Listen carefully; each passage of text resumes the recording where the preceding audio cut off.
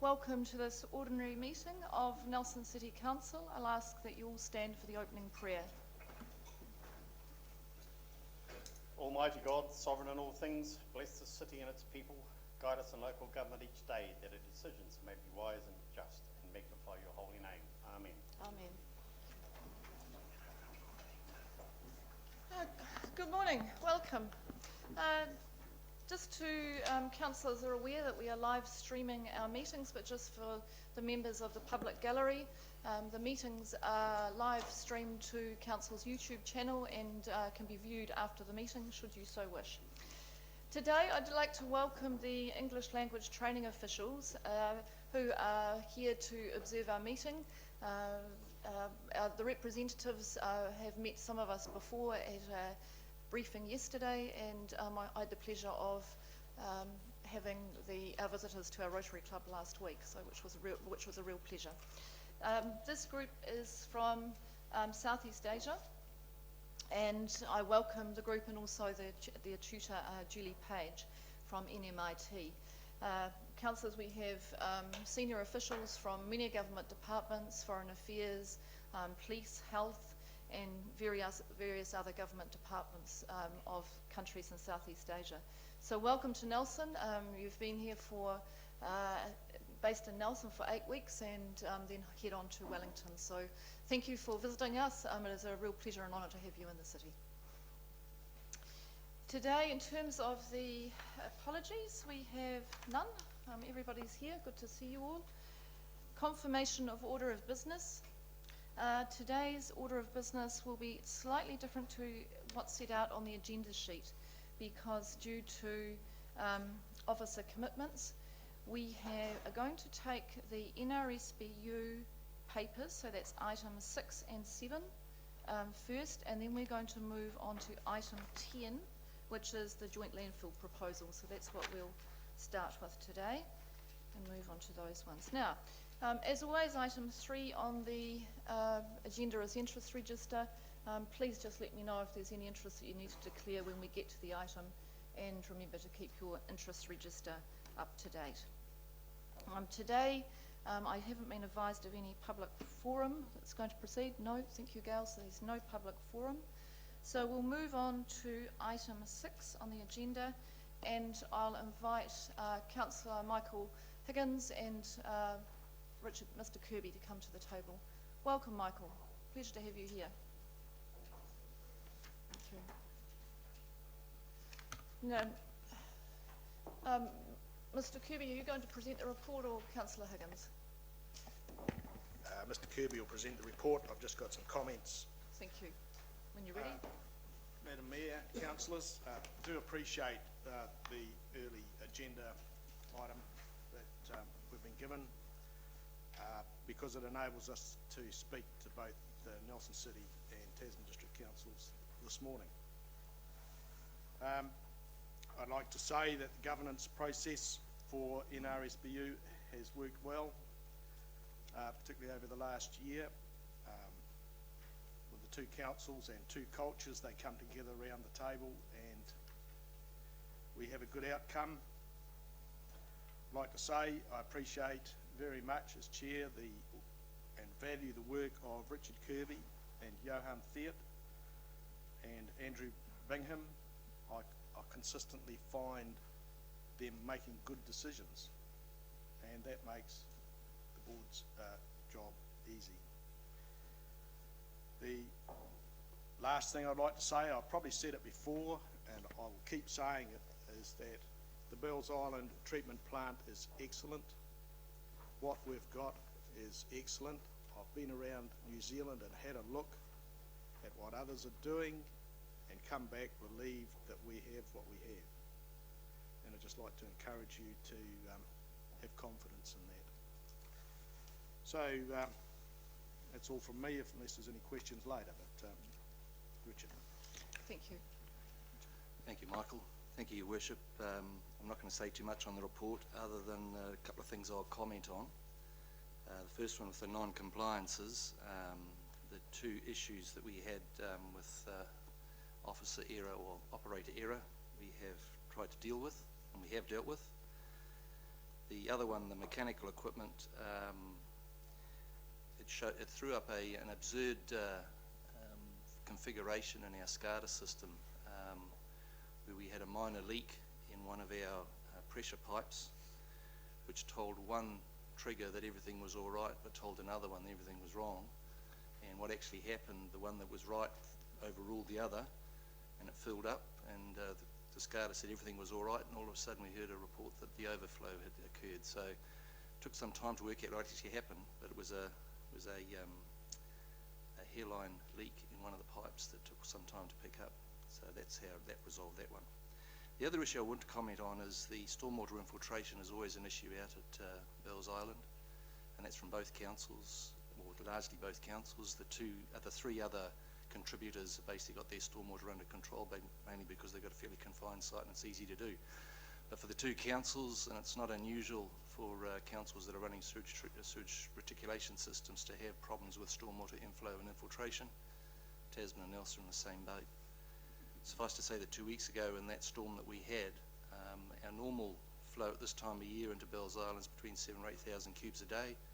For that one day of event, we had 40,000 cubes come in.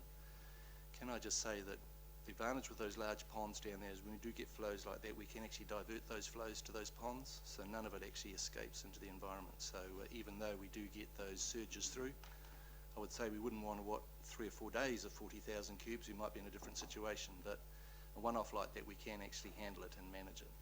But I know both councils, the waste management officers in both councils are aware of it, and both councils are working on the infiltration side of it and inflow and trying to address that. So those are the two comments I'd make. Otherwise, I'll take it as read for that first report. Thanks. Thank you, Mr. Kirby. Any questions for Mr. Kirby or Councillor Higgins? Councillor McGurk. Thank you, Madam Mayor. Just a couple of questions I've got. In terms of your future planning, I'm just wondering, has you got any comment about in terms of dealing with adverse events and the location of where the Bells Island is in terms of climate change and sea level rise, relative proximity to the coastline? Yeah, if there's the metre that they talk about, a sea level rise, Bells Island can cope with that okay. It's probably about 3 metres higher than the high sea level at the moment, so that side of it is okay. As far as future events, storm events I think you're talking about, I've already just highlighted that we have got a buffer there, and the onus is on the two councils to do their best to try and stop that infiltration and inflow coming in, so that we don't have a problem at Bells Island. Councillor Copeland. Yeah, thanks very much for your report. As I sit on the board itself, I probably should know the answer to this question, but I just had a curious operational question, if I may. So it's on page 25, paragraph 7.8, talking about the flexibility in the management of the sludge treatment. It talks about the diversion of the solids away from the ponds. Can you explain how it allows flexibility, Richard? Would that be possible? Yes, the advantage with having the ponds there is that we can, if we have increased volumes of sludge coming through, or if we want to alter the way the treatment process is going and reduce the amount of sludge going through, we can actually divert it to the pond, so that gives us that flexibility. Okay, no, I understand. It's just the writing of it. And it just, if I may, page 28 talks about the heavy metals and the contributors to the toxins thereof. I see on that table it's all looking pretty well below, very much below regulated levels. What the trade waste bylaw, that's a local bylaw, is it? Or is that something that every region adopts? I'd imagine there's some national guidelines there as to the There are some limits. national guidelines, but the bylaws that we have, well, it's actually not a bylaw, it's a trade waste agreement that we have with the three contributors, and those are the only agreements that we have in place. We have agreements with the two councils, though you wouldn't call that a trade waste fund because it's based in municipal waste. So the trade waste agreements are with the three contributors, and they do have limits on what they can discharge in terms of heavy metals, suspended solids, BOD and flow. My question was really relating to who sets the standard, the limit, the upper limit. It's largely New Zealand wide, yeah. Yep. The Tasman District Council, and I assume Nelson City Council, has its own trade waste regulations, so that it's set at this council level, and then operations the operations staff get the right mix in the pipe, if you know what I mean. Yep. So it comes through to the NRSBU. Okay. Thank you. Councillor Barker. Thank you, Your Worship. Yes, I'm just interested in finding if there's been any data or any analysis done on the benefit to the pine plantations from the transport of the dry solids into the pine plantations. Has there been any analysis on the spin-off from that? Yeah, we're constantly analysing not so much the benefits, but certainly making sure that the impacts on the environment are not noticed. And we have to say that we are not noticing any kind of negative impacts on the environment, but at the same time, the benefits are the trees are growing a lot quicker than they would have otherwise with the sludge being sprayed on. Yes. This is known. Yep. Yes. Good. Thanks. Any further questions? No further questions? In that case, thank you very much for being here to present the annual report. I'll just deal with the recommendations, so you can stay with you where you are if you like, so we need to get this done, then we'll go on to the next item. So we have a recommendation in relation to receiving the annual report. Thank you, Councillor Davey, seconded by Councillor Noonan. Any debate? No debate. In that case, I'll put that. All those in favour? Aye. Against? Carried. Thank you. Right, next item. Thank you. So item 7, pages 48 through 70 of the agenda. This is Your Worship, this is the draft business plan for 2016-17. Basically, it's business as usual, though I'll draw your attention to a couple of things that we're doing on the capital side of things, and it's on page 59 of your report. We are going to be undertaking a modification to the first maturation pond, putting a curtain in to help with the circulation of effluent through that pond. Earlier we talked about the sludge that we divert to the ponds. We had a workshop last week, and recent surveys have shown that the ponds do need desludging, and so we're starting the process. I think it's pond F2 in the new year, and you can see there's 200,000 allocated to start that desludging. We haven't finalised which way we're going to do it. We're actually working on a business program right now, a business plan now, to see which is the most cost-effective option. We wanted to get an option that's more than a one-off, like every 20 years come in and desludge. We'd like something that we can hopefully put in place that can actually deal with the sludge on an ongoing basis, and almost like a little vacuum cleaner that operates constantly. So we're actually looking at those options, and you'll notice that in 2016-17 we start that, and then the following year we've got 1.4 million to actually complete it. And then there's automation of discharge monitoring. There's some upgrading work to be done there. So those are the major items we got for next year. Otherwise, it's business as usual. Thank you, Worship.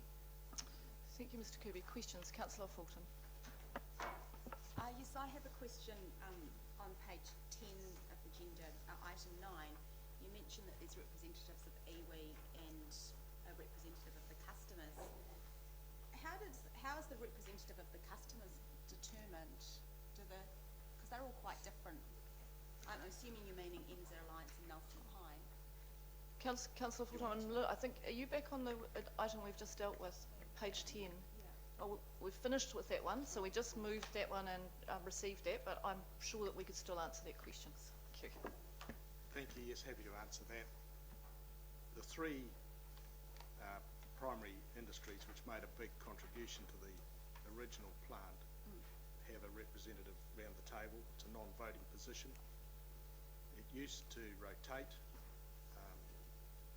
Each of the industries put up a representative in turn.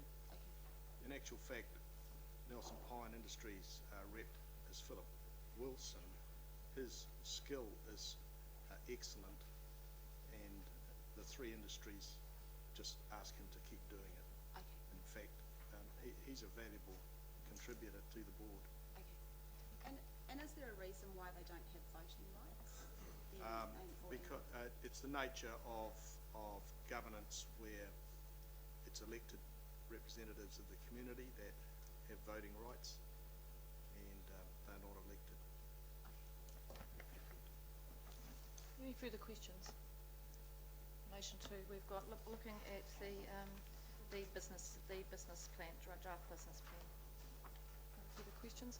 I've just got one which relates to page 63 of our agenda, and this is your Appendix A, which about the business unit activity schedule, which I found very interesting. And I was looking at page 63, where you do a board review the board performance and do a checklist for board effectiveness. Is that something new, or is that something that you've been doing for several years, Michael? It's something we've been doing for several years.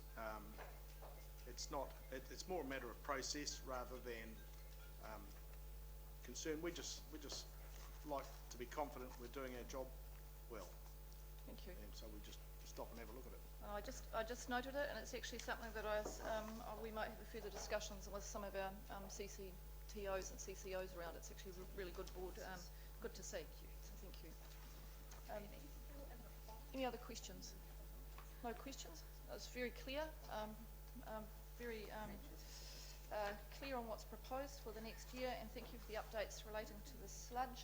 Is there any possibility of doing a small trial on a modeller's pond just to see if it works, do you think, Mr. Kirby? Would the NRSBU like to sponsor a community project? Just wondering, Are you Michael. thinking that the Modeller's Pond become a part of Beals Island, or Oh, what? well, no, let's not go that far. Let's not go that far. No. Right, thank you. We have a report. Moved by Councillor Noonan. Thank you. Seconded by Councillor Davey. I'll put the motion. All those in favour? Aye. Against? Carried. Thank you very much. Thank you very much for attending, Michael. Appreciate that. Now, Mr. Kirby, we're going to move on to the item in relation to the page 99 of the agenda, which is a joint landfill proposal. And councillors, you'll just have to bear with me today, and officers. I've got my new glasses and I'm on training wheels, and I do feel like I'm all at sea. I can see Mr. Kirby, but I have to look just in the right position and be able to see my papers. So my apologies if I'm a little bit hesitant in getting to the papers today. Hopefully I'll be better in a couple of weeks. Righty-ho. Mr. Kirby, we've got the report at pages 99 through 140. Are there any additions or corrections that you would like to make to the report? I think there was one correction in the recommendations. I'm just trying to see which one it is. It's a word change, I understand. We've got to double up. It's the bottom of page 100. But the Chief Exec to be instructed, requested. It could be any word there. I think the word instructed has been chosen, but it could be authorised as well. So, yeah. Mr. Kirby, I think we've got something coming up on the screen, Yeah. so we'll just get that up there. I think Gail's got that ready to go, and have you chosen a word? There we go. Right. Right, there we go. So you'll speak to these changes? No, it was just a word error. All right, in so it's just a wording in terms of, just for clarity, it looks like we had a double up in terms of words. Can I say that the reason why this occurred is that for last week there was a scurry of emails between Richmond and Nelson to make sure that our reports aligned to both councils, and then the word changes, that got kind of lost in the... Right, thank you. All right, thank you very much. Right, any questions for Mr. Kirby in relation to the report? Council's very familiar with us. We've workshopped this several times and had a joint council process over this, Tasman District Council. I think it's very clear. No questions. Just Councillor Laurie, question? Thank you, Madam Chair. Through you, I'd just like to ask Mr. Kirby, does it feel good to have got it to this stage? I'm here to do a job, I suppose. I know it's been through quite a few hurdles over the time, and it's nice to get to a point where there's alignment between the two councils and that we can move ahead, yes. Yeah. Any further questions in relation to the report? No? In that case, question, Councillor Ward. Yes, 2017 it starts. Why so long? I think there was a desire that the 1st of July, well, first of all, I think that to start on a financial year is probably the best thing. 1st of July 2016, I thought, the councils thought that that was probably a little bit too close to go through your annual plan, because you're not going to actually finalise this until you finalise your annual plan, which is probably not going to be the end of May. There are contracts involved in both councils, and trying to realign things in 1 month wasn't sufficient lead time for that. Also, there's the setting up of the joint venture itself, what it looks like, how the governance aspects are going to be dealt with, and you won't be able to really start that till you've got a confirmation from your communities, or the two communities, by the end of May. So was felt 1st of July 2017 would give sufficient time to cover off all those issues and give the community as well as the contract sufficient time to actually bed into the new process from the 1st of July 2017. Right. Thank you. Question from Councillor Matheson? No. No, I just, Madam, through you, I just want to have the pleasure of moving it. Thank you. Because, and at the same time, congratulate all the officers concerned and elected members on both sides, for both councils, for the work they've done to finally bring this agreement together. Congratulations to you all. It's taken many years, I can assure you, but to get this understanding it's a milestone for us both. So I'm happy to move it. Thank you. And I'm happy to second the recommendation. Any further debate? No debate. I'll just speak to this one as well and think, so this is, it has taken us some time to get there. I think the outcome is a very good one. The same paper, as Mr. Kirby said, is going up to Tasman, or whether the sort of not the book end of this is going up to Tasman District Council today, I believe, is correct. And all signs are looking very positive that we can move forward. There is, in relation to this item, it is in the draft annual plan. So we've got some reference in the draft. I'm just checking with the Chief Executive. Yes, it is. So we've got this in the draft annual plan, and so that'll make its way through the annual plan process, which is good. So thank you very much, Mr. Kirby. Appreciate your assistance with this one. And to all of the team actually have worked on this for quite some time.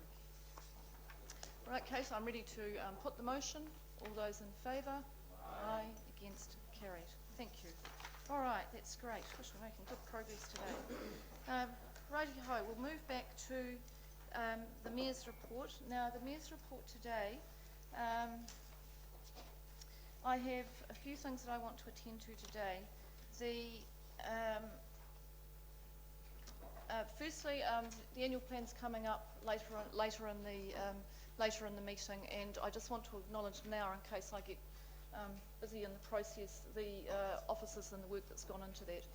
It has been a really smooth process this year. It is a lot of work behind the scenes to do it, but I just want to pass on my appreciation to all of the staff who worked to get that ready.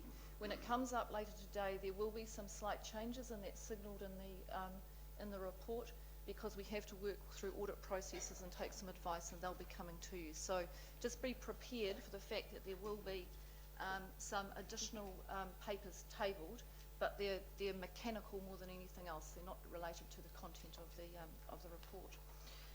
I have had a discussion with some of you in relation to a review process that I commenced before Christmas and over the Christmas break, and I've been running it alongside development of the annual plan and just seeing where we landed.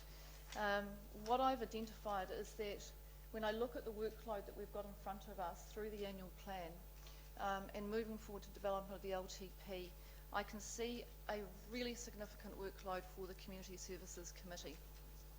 And if I look at the progress we've made to date, we've done some great things in that committee. We've got the community investment funding to move forward. We've got the arts transition process to move forward. We've got the reopening of the Trafalgar Centre and a lot of strategic planning to do around heritage facilities, and we've had presentations from Melrose House earlier this week. So there's a lot of work going on there, still work going on with Broad Green. And it's become apparent as I looked through that we've also got going to need a greater focus, an additional focus on our sports and recreation activities.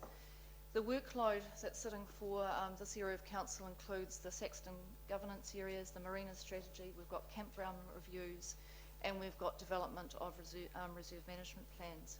So I've had a look at this, and what I want to do is, in terms of the best way to deal with this, is that I want to split the governance direction and oversight into two standing committees, one being the Community Services Committee and the other being a new Sports and Recreation Committee.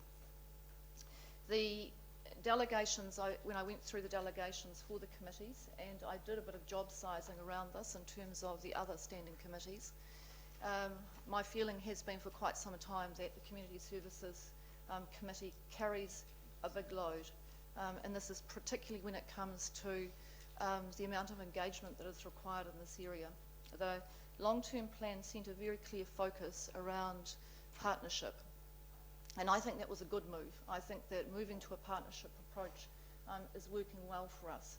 But that also requires a significant amount of governance time to be out talking to other boards of organisations and committees. And I think as a model, it is standing us in good stead. If I think about the changes to the Community Investment Fund, and we saw that report come through again to Councillor Rainey's committee, the Community Services Committee, earlier this week, the feedback was very positive. The process is working. I'd like to see some more of that happening in the sports and recreation area, and I think there's some opportunities there for us to evolve as we go into the next long-term plan. So what I have done is I have decided to establish a sports and recreation committee. I want the Deputy Mayor to chair that committee. I have discussed that with the Chair of Community Services and the Chair and the Deputy Mayor. The process that I would like to do, so in establishing that committee and doing the appointments, is that I would like them to run so that we can take the knowledge that all of you have on community services that you've been growing, continue to grow that so that we have a mirror of both committees, the membership stays the same, and for consistency with your diaries, because I don't want to have to muddle around with your diaries, that the committees sit on this basically on the same day, that the community services sits and then the sports and recreation committee follows that. So what I would like to do is I'd quite like to get that underway for the next round of meetings. As we're sitting here today to deal with an annual plan, what I know and what those of you who have been on council for more than one term know, and I think those of you who are having your first term are coming to grips with, is we only just finish one thing and then we start another one. So while the annual plan might be up and coming up for adoption today, I'm already starting to work on the next long-term plan, and so in many areas of council we are. So the work to prepare for the next long-term plan really does start, and it's actually already started.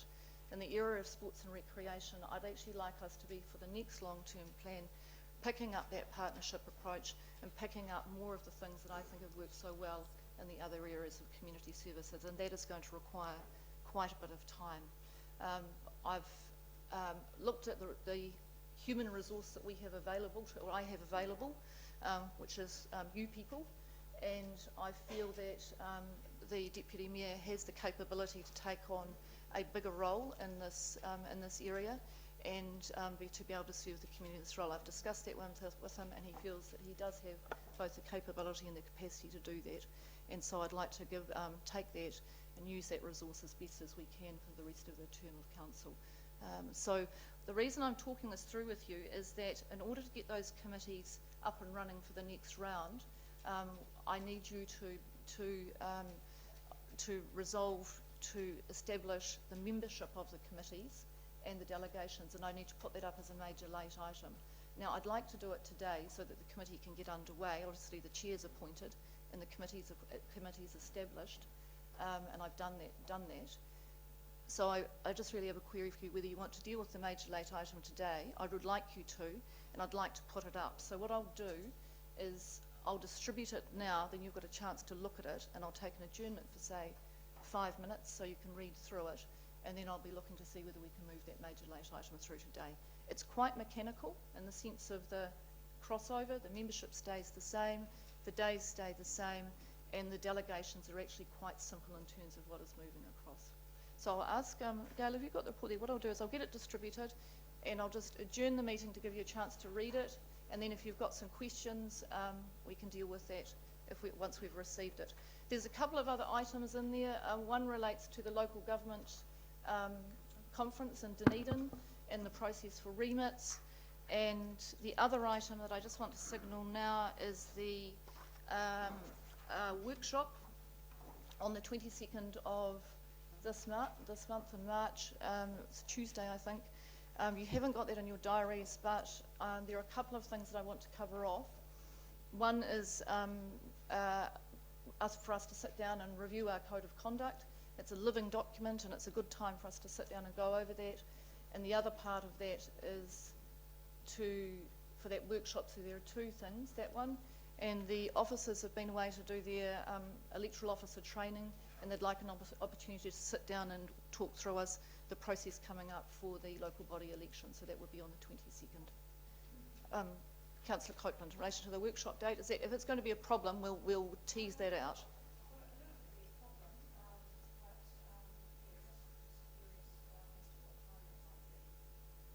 In the morning, 9 till 11. It'll be 2 hours, no more than 2 hours. I'm trying very hard to make sure the workshops don't extend for more than 2 hours. If it's related to the workshops? No, it's relating to the later. Oh, well, I'm just going to adjourn to give everyone a chance to read it. Question, why is this not being given to us at the start of the meeting? Why is it only being given to us now? Because it's actually been prepared still as of last night, as of this morning, so it's only just come through, and I wanted to be able to talk you through the process. But I'm going to take an adjournment now so you can read it. I have another question. Sure. I'm struggling to understand what the difference is between the two apart from the chairs. Oh, it's set out in the paper, Councillor Fulton. So if you read through, you'll see that there are 2 delegations. There's no difference other than the delegations. So it's to have the greater focus on sports and recreation that I want to prepare to get ready for the long-term plan. So read it. It's not complicated. And you'll see that there are only 2 delegations for the new committee. It's only got 2 areas of responsibility. I'll take a 5-minute adjournment.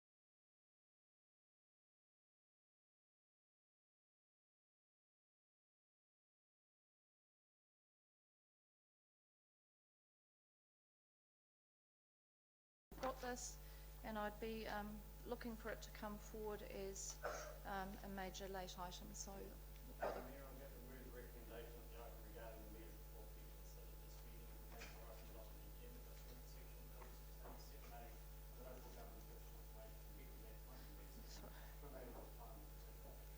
Thank you, Councillor Davey. Do I have a seconder? Thank you, Councillor Skinner. So we've got the report. You've had a chance to read through it, and I'm really happy to take questions around that. One other additional thing I would add is I have, Councillor Aiken, I have had some discussion with both in thinking about the way the process for moving forward and developing the next long-term plan with sporting organisations and funders, and they are very supportive of us having a focus on sports and recreation and moving in this direction. So I'm very pleased to hear that. It's a model that's used elsewhere around the country, and I think it'll work really well for us. So the main thing is that I just wanted to keep the committee membership as is. I know some of you have had a desire to be on community services, but I would rather we kept the memberships the same, so that the knowledge that you've gained through the sports and rec arena functions on community services, you can add to that as you move through to the next committee. Councillor Ackland. Thank you, Madam Mayor. I've just got just when you introduced this item, you said that you'd spoken to a number of councillors. This is the first I've heard, apart from a conversation I had with Councillor Rainey, where I understood that something like this was coming, but this is the first I've heard, so if you'll excuse me, I've got a number of questions. The report, as I read it, says that you've identified a significant workload in the Community Services Committee, and that's obviously really concerning because we've got a number of deliverables in the annual plan.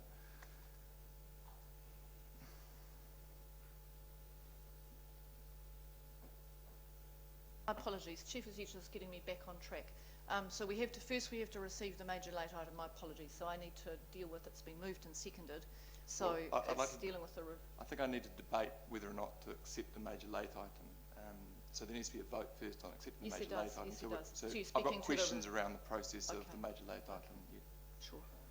And it ties into my question, which is really why this has come moments before the we're in a meeting.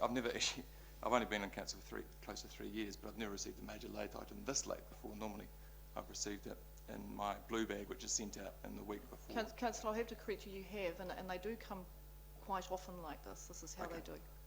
One that's potentially significant, because the item that's being addressed here is a very significant one, which is a workload issue, and my concern is that we've got a number of items, as you've identified in the annual plan, and I don't have at the moment an understanding on what that significant workload is, and indeed if council is delivering on its annual plan, if there's a workload issue, I'm concerned that we don't have capacity within the council organisation that you have apparently identified at paragraph 3.3 of this major late item.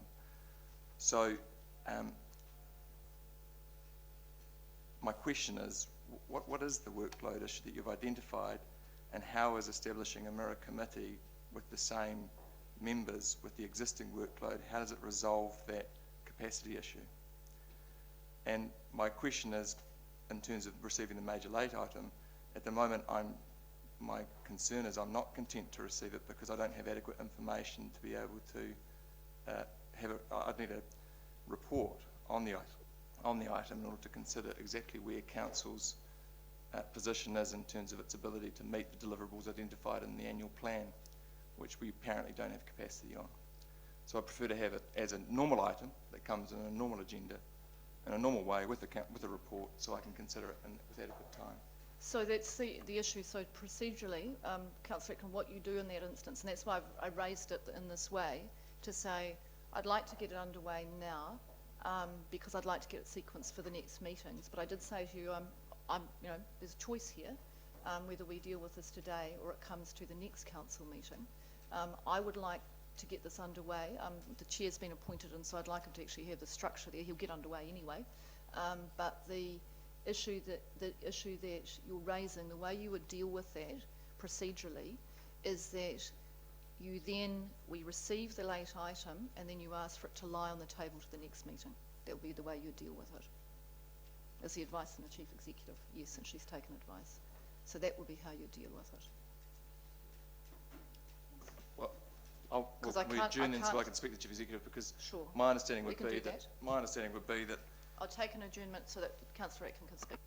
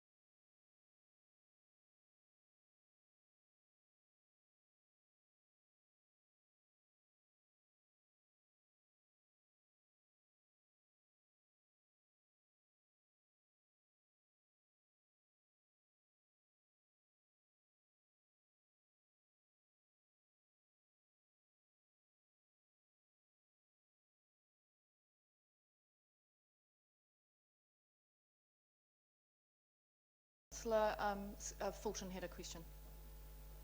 Yes, I have a question. I mean, I am also quite concerned about the lateness of this late item, and in my experience, the Mayor's normally been very, very good at emailing us, alerting us to the fact that there's a late item coming, and so we've had some idea of what you're proposing, and I don't really understand why that's not happened this week.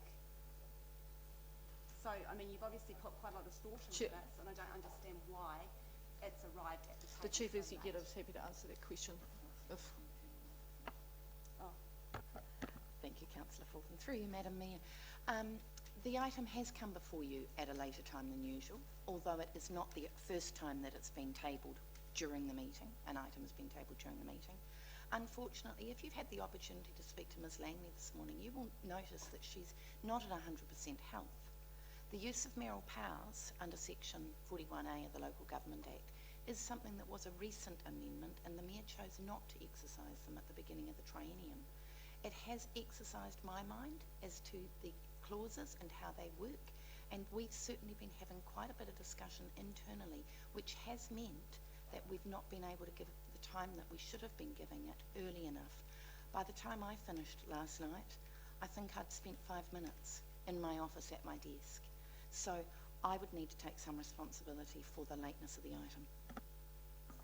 Look, I'm sorry, councillors. It's just been a situation of absences and workload, and we've had to wait for the advice. So that's just to make sure that we've got this in order.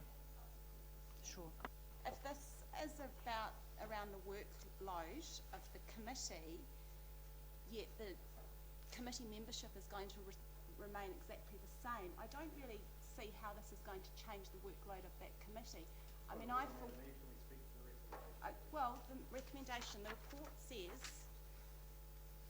it says 3.3 that the Mayor has identified that the Community Services Committee faces a significant workload in the coming months. Councillor, And I don't understand Okay. how this is going to address that. Sure. My second question is, why wouldn't the Mayor have considered asking other councillors if they would like to participate in that committee. Like I, for one, have asked since the start of my term to be involved in that committee. So if it's a workload issue of the committee, I don't understand how this addresses the workload of the committee. Well, Councillor, two things. I'll come back to in terms of I've introduced the change. So in terms of establishing the committee and appointing the chair, so I can speak to that outside of the major late items. So I'll come back to that. As you know, those of you who hold chairs roles,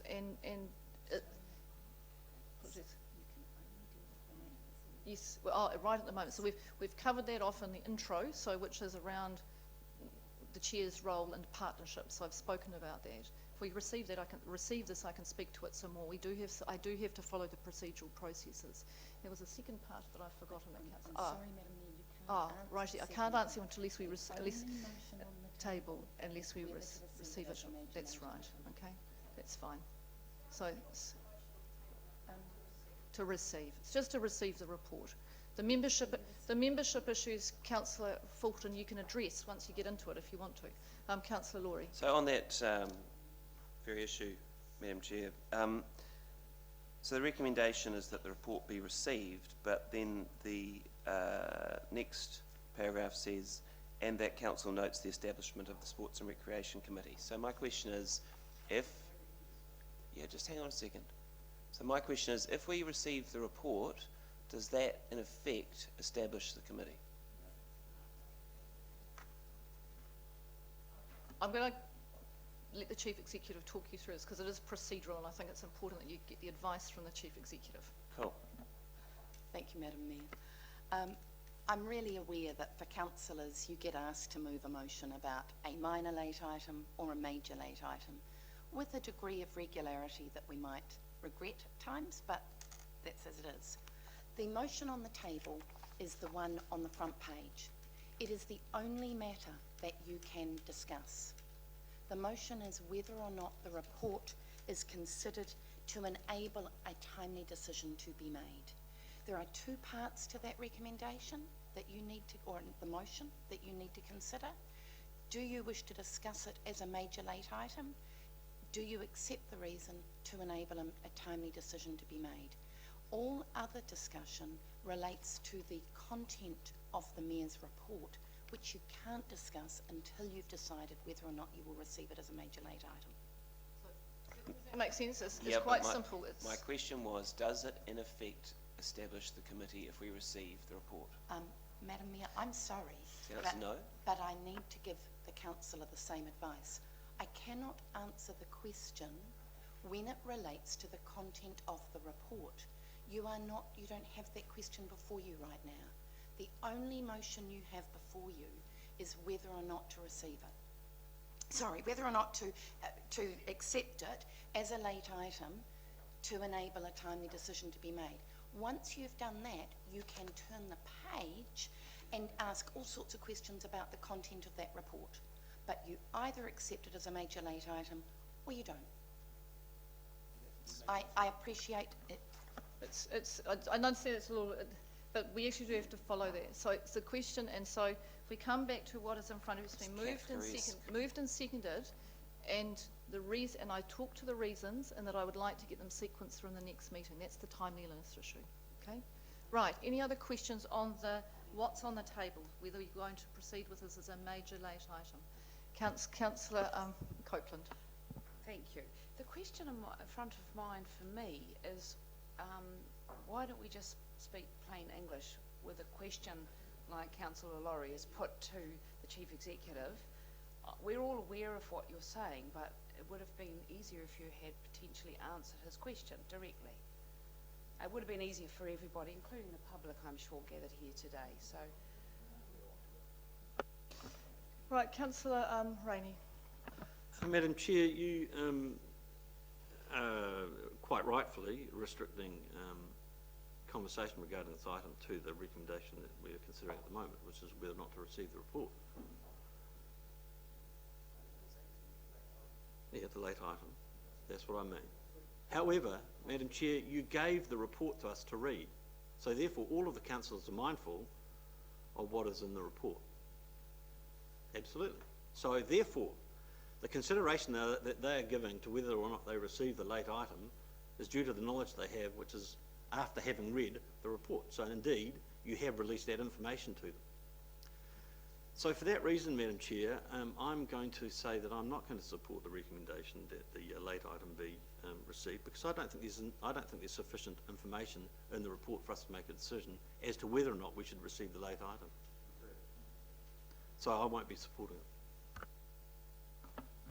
Okay, that's fine. Councillor Davey, it's an option today. It's an option today, or it's an option next time. It's fine. Councillor Davey. Thank you, Madam Mayor. This is a procedural motion. It's based on the fact that under standing orders, anybody can bring an item to the table on the day that it occurs, whether it be minor or major.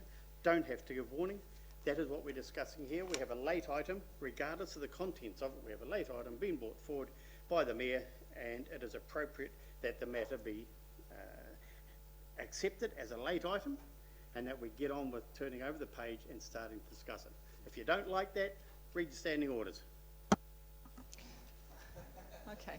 I can see a degree of confusion around the room on this, and so what I'm going to do is I'm going to take an adjournment so we can have a cup of tea and a bit of a chat, because I can see the confusion that's sitting out there, and I understand it. This is, and the Chief Executive's happy to answer the procedural thing. So let's take an adjournment for a cup of tea. When the Chief Executive's not trying to be difficult and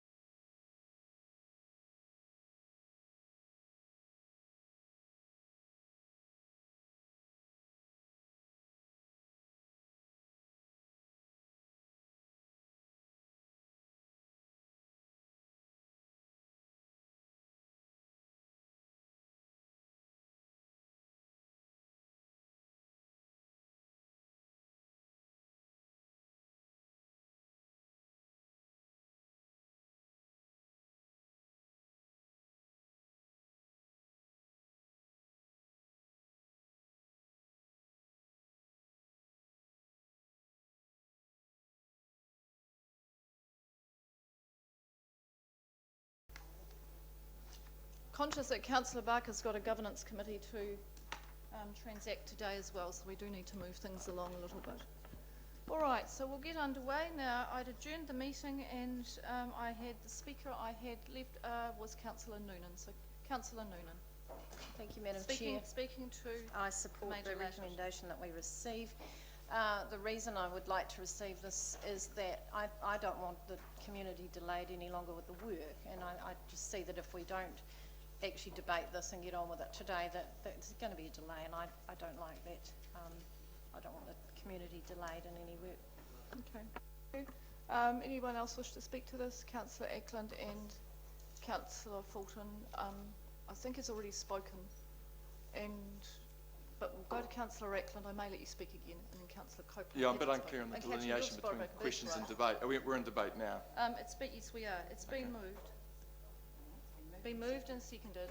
So we're just dealing with whether you wish to consider this as a major late item. That's all we're dealing with. So I'm speaking against it just for the mere fact that when standing orders envisages timely advice, and the whole point of major late items, or the trouble with major late items, is that one doesn't have the opportunity of timely advice, that is, advice with the period of time before a meeting to consider the information so you can have a considered debate.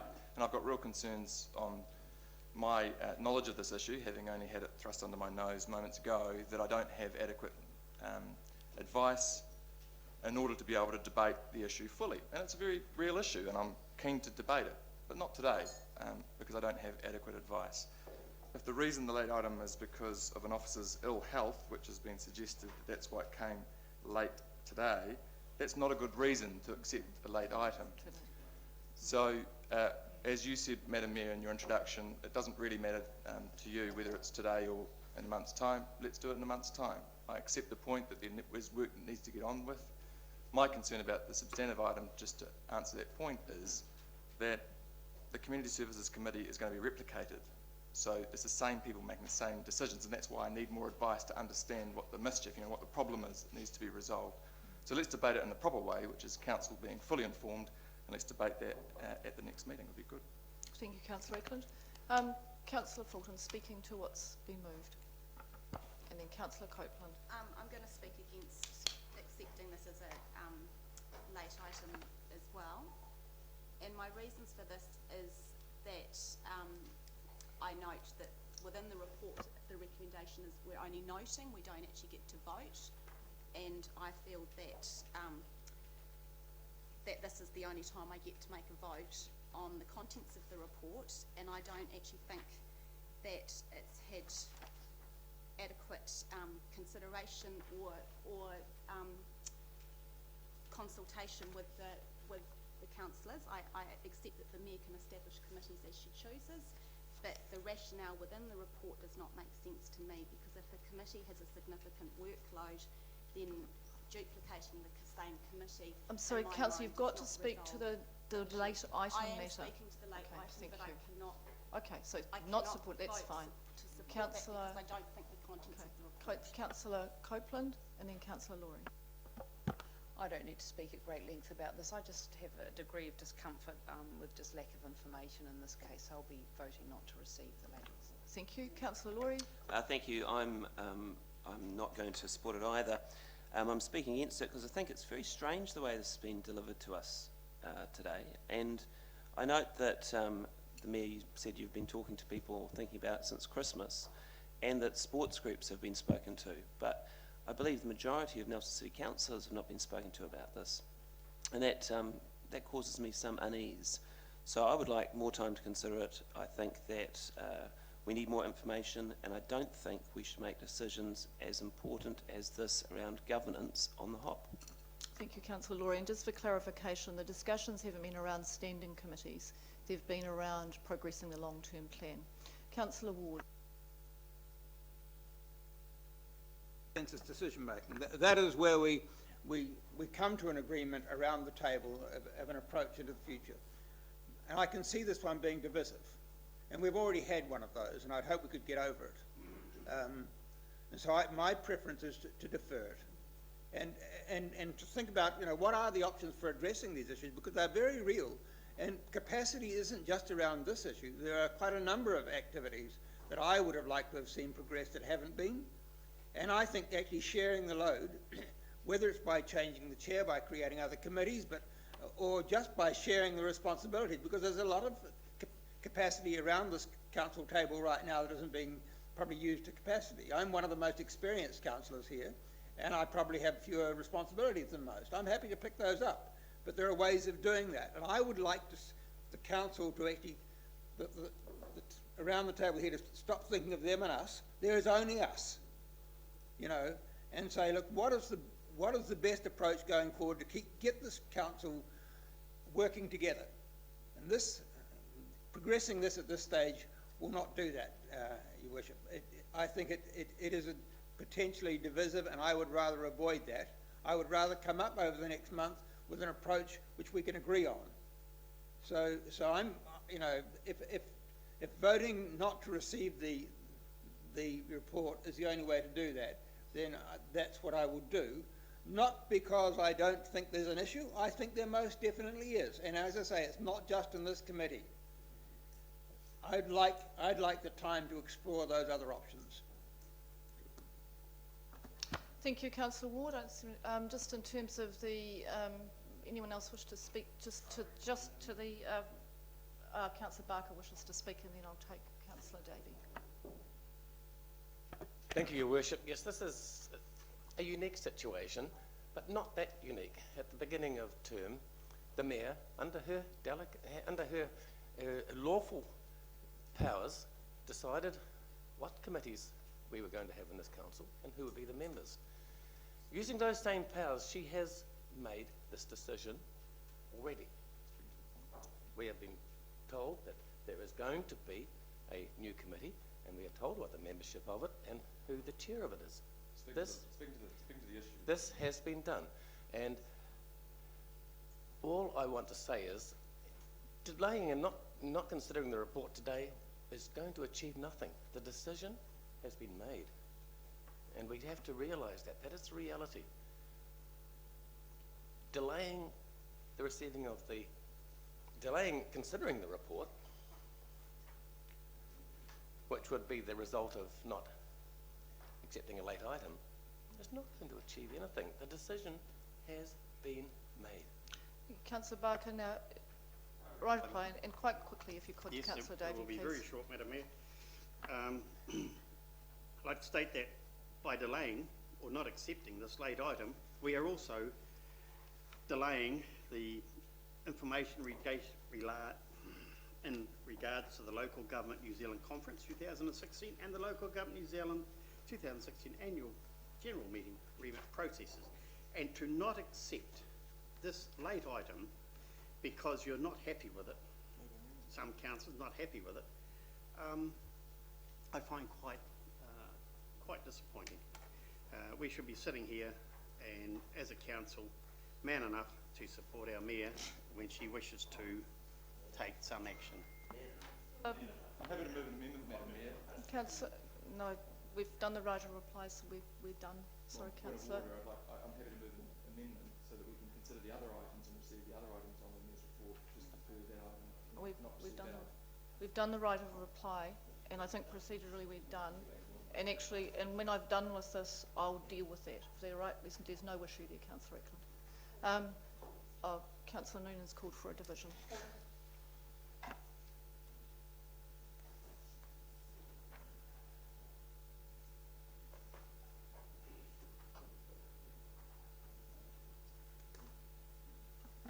Councillors, the motion on the table is that the item regarding the Mayor's report be considered at this meeting as a major item to enable a timely decision to be made. Councillor Ackland? No. Councillor Barker? Aye. Councillor Copeland? Councillor Davey? Aye. Councillor Fulton? Councillor Laurie? No. Councillor Matheson? Aye. Councillor McGurk? No. Councillor Noonan? Councillor Rainey? No. Councillor Skinner? Aye. Councillor Ward? No. The Mayor?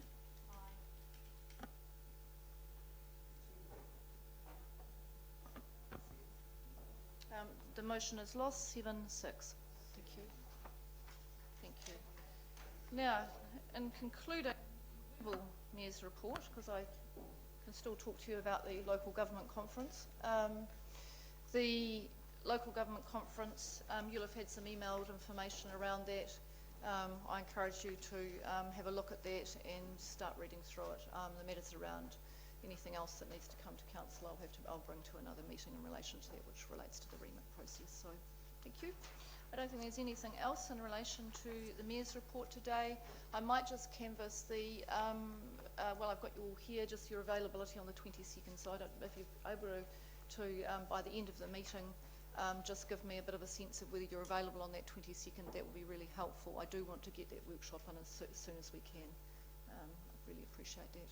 All right, any questions on the Mayor's report? The verbal Mayor's report? The verbal one, Right, yes, thank yes, every bit's verbal. How many delegates are we allowed to the conference? Can you enlighten me? Somebody? Well, I'd have to. I'm a bit cautious of going in that direction because it's. I'd have to get some officer advice up to that, and I feel like we're talking about a report that I haven't got. Councillors have got their own budgets for this thing, and so it's up to the councillors. There's no limit on it. It's just whether there's funding available in your pool, and it's up to you. Attendees are limitless. Attendees. Oh, I'm sorry, were you? No, it's okay. I just really Thank you. know what numbers that. Righty-ho, it's up to the individual councillors to look through that and to see whether they've got sufficient funds or if they want to fund it themselves. Thank you. Councillor Rainey? So, Madam Chair, a question regarding your verbal mayoral report. I'm now under the assumption that the committee structure, as you have set out in your verbal mayoral report, is in place, as is your right to set up a new committee, and I support your right to set up that committee. I'm extremely disappointed and extremely puzzled as to why there was a need to set up this committee so late in the term. I take exception to your comment earlier today that you discussed this with me and the Deputy Mayor. You told me on Tuesday afternoon regarding that this was going to happen. And I do have a question. There is absolutely no capacity issue, as far as I'm concerned, as chair of community services. Let's make that very, very clear. You are quite simply changing the chair. So I am in the dark as to exactly what it is that I'm now doing, and as I should imagine, the Deputy Mayor is now in the dark as to what he's doing, because there are so many crossovers between sport and recreation and the other issues that face community services that, quite frankly, I think you have created a lot of confusion. So I'm extremely disappointed. I'm extremely disappointed that we didn't have the opportunity to debate it, and I know that we can't. I feel like I've had the strap and been put in the naughty corner for not doing anything. So Madam Chair, at which point will I? Well, it's set out in a verbal report. I'm just talking to the verbal report. At which point, Madam Chair, and here's my question, will I get complete clarification over the delegations and my delegated authority as Chair and things to deal with? Am I to continue looking at Trafalgar Centre and its reopening, or does that now fall under the Deputy Mayor's auspices? And so those are the kind of questions that I don't think have been clearly articulated or clearly answered in this verbal report. So I look forward to getting that clarification. You don't have to give the clarification to me today, but sometime before the next meeting would be appreciated. Thank you, Councillor Rainey, and of course that clarification will happen. We haven't received the major late item today, so we can't do that now, but of course I'll be meeting with both the Chair of the Sports and Rec Committee, Deputy Mayor, and yourself, and we'll be working our way through that. Right, that concludes the Mayor's report, and there is, I don't know that we've got anything to move. It's verbal. It's all done today. The opportunity to do that's not been taken up. Righty-ho. Now, moving on with the rest of the agenda. We've dealt with items 6 and item 7. We're now on to item 8, which is the Betts Car Park Special Housing Area, and I'll invite Ms Gabellini to join the table. The pages 71 through 86 of your agenda. Good morning, Ms. Scipiolini. Good morning. Just say farewell to our visitors. Thank you.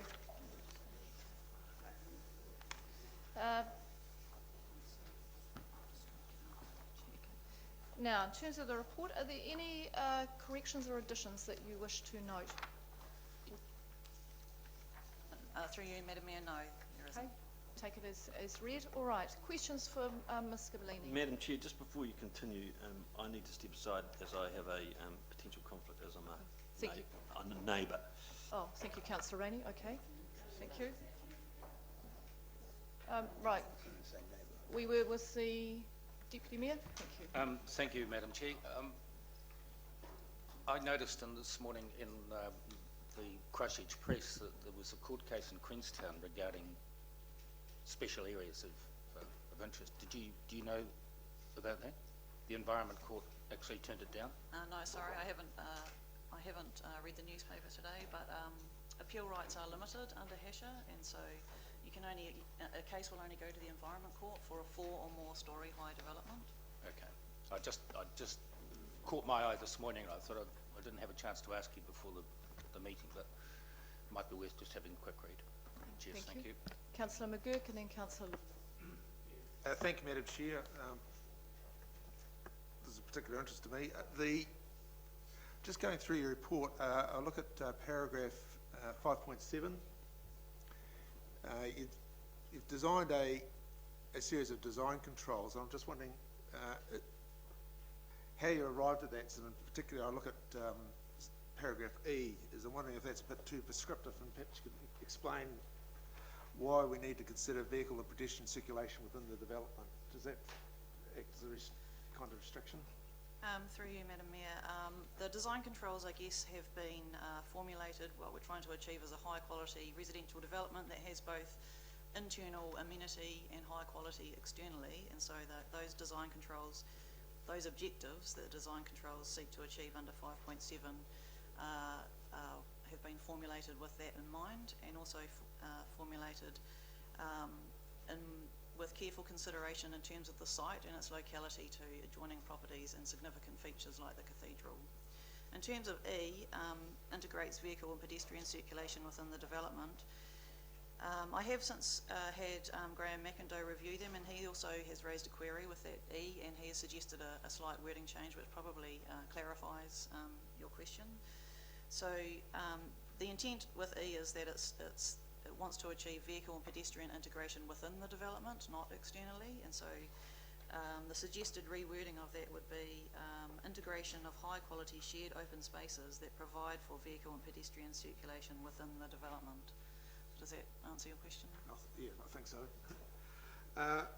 Mary, a subsequent question, Madam Chair. I was just wondering, 5.8. In terms of the plan that we've got there, that's just a test to see if the design criteria does work. So that's not a concept that you're proposing, or? Yeah, through you, Madam Mayor, that's right. We really wanted to test to make sure that the design criteria weren't too onerous on a developer, and weren't off-putting, didn't work. It still achieved a good development. And so I have stressed in the report and also in that attachment that it shouldn't be seen as a design. It's really a test of the bulk and location design controls. One more question. 9.4, in terms of decision-making process under the Local Government Act, I'm just wondering how you're going to determine who's affected, who's got an interest in the development. How would that be determined? Through the Mayor, the proposal is that Council seek community feedback consecutively with putting out the request for expressions of interest, and we'd also seek specific feedback of the car park leaseholders and adjoining properties in the area, and that would be reported back at the same time as the request for proposal gets considered by Council. So Council will be able to consider both the community feedback and any proposals put forward by developers at the same time. Just a follow-up question, this is my last one, I think. There are some particular sensitivities around that site because of its proximity to Whakamae and the CBD. And I'm just wondering how are we going to sort of gauge community feedback on the impact or the effects it's going to have on that particular environment? I suppose, are we so someone who doesn't actually live in the area or has a particular, but visits the area, visits events there, has some kind of connection, say, with the cathedral, how are we going to sort of gauge the feedback we're getting on the impact? Through the Mayor, it'll be a community-wide feedback process, so council will have to gauge and consider the feedback that is received. Thank you. Just before I go to Councillor Laurie, Ms Gibellini, I just want to go back to the first question that Councillor McGurk asked you, and it was in relation to the vehicle pedestrian circulation, I believe, and you then spoke about something that you might think about changing, and I just want to be clear about what that was. I just think that the council needs to be clear about what. Yep, sure, through Madam Mayor, I just wanted to rearrange the words in E to clarify that it was talking about internally to the development. Right. So would you like me to read the wording that I proposed? Yes, please, because I did ask at the start whether there were any changes or corrections to the report, and I just... Sorry, I just thought this was a minor change to the development control. So instead of saying what it says under E... page 73.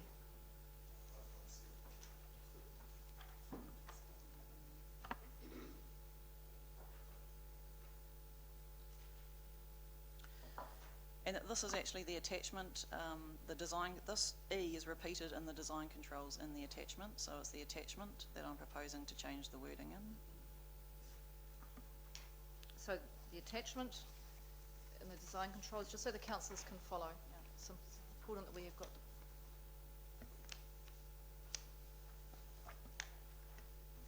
So that's on page 77. Thank you. That's 1, 2, 3, 4. And the fifth bullet point down under design controls. Right, and you've got some different wording. So the wording would then read, integration of high quality shared open spaces that provide for vehicle and pedestrian circulation within the development. All right. We follow that because that's after the advice from Mr McIndoe. Yes, right? So the intention is that it would be integrated rather than the current wording seems like they could be separate. Righty-go. Thank you very much for that. I just wanted to make sure that we'd followed that because that was gone through quite quickly. So that's a change that so you're proposing that change to what's on page 77 as you've read out. Okay, did everyone follow that? You know where we are? In the report. Thank you very much. Right, sorry, Councillor Roy, I just wanted to make sure we were clear on that. Thank you, Madam Mayor.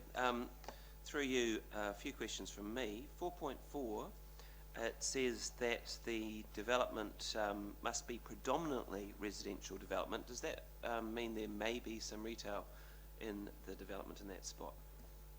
Through the Mayor, yes. The requirement that it's predominantly residential is set out in HASHA, and HASHA provides a definition for what predominantly residential is, and that is that its primary purpose is residential and any other use could be ancillary. So you'll note that in the little design test that we did, there is provision for some commercial at ground floor, and you might anticipate that any proposal that council gets could have commercial or offices on ground floor and residential above, and that would pass the test for predominantly residential. Okay. My next question, through the chair, this possibility has been talked about in the community. Have there been any expressions of interest from developers so far?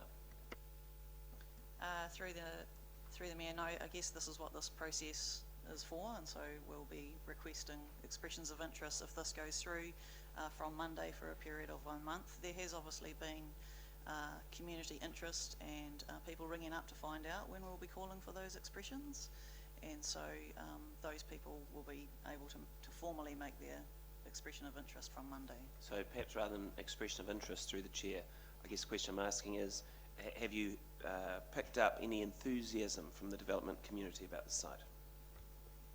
Through the Mayor, yes, I have. There's been a few phone call inquiries. Great, thank you. My next question through the chair, any idea what sort of, I think this would be a fantastic place to live, and I've thoroughly enjoyed reading the report. I'm just wondering, do we have any idea what it might cost to buy an apartment at this place, this spot, through the chair? Through the Mayor, I guess that will depend on the design that's put forward. So so sorry I don't. I think that would be quite speculative for the officer to try and answer. Sure. And my final question is relates to something on page 78. It says development will provide a maximum of 1.2 car parks per dwelling.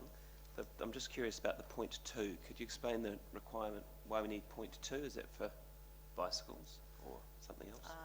No, through the Mayor, so what we've done with Betts Car Park is we have recognised some of the barriers or issues that have been highlighted by developers in the city centre, and that is that the plan is too onerous in terms of parking requirements. So normally the plan currently requires 1 car park per 1 bedroom, and then for 1 and 2 bedrooms, and then for 3 bedrooms above 2 car parks. So what we've done with the Betts car park design controls is specifically limited the number of car parks so that we don't see proliferation of car parking on the site, and that we're indicating that asking for a consent through HASHA to waive the normal plan car parking requirements is acceptable. All right, thank you. Thank you. Now, Councillor Copeland, Councillor Fulton, and then I'll get to the rest of you in my list in a minute. Thank you. I just have a couple of questions to help me sort of nut out the value proposal contained within the report. I was just wondering about the approximate value, if you like, or the rateable value of the site, or what we'd be happy to, what we'll be looking to as revenue from the sale of the site. Do you have any?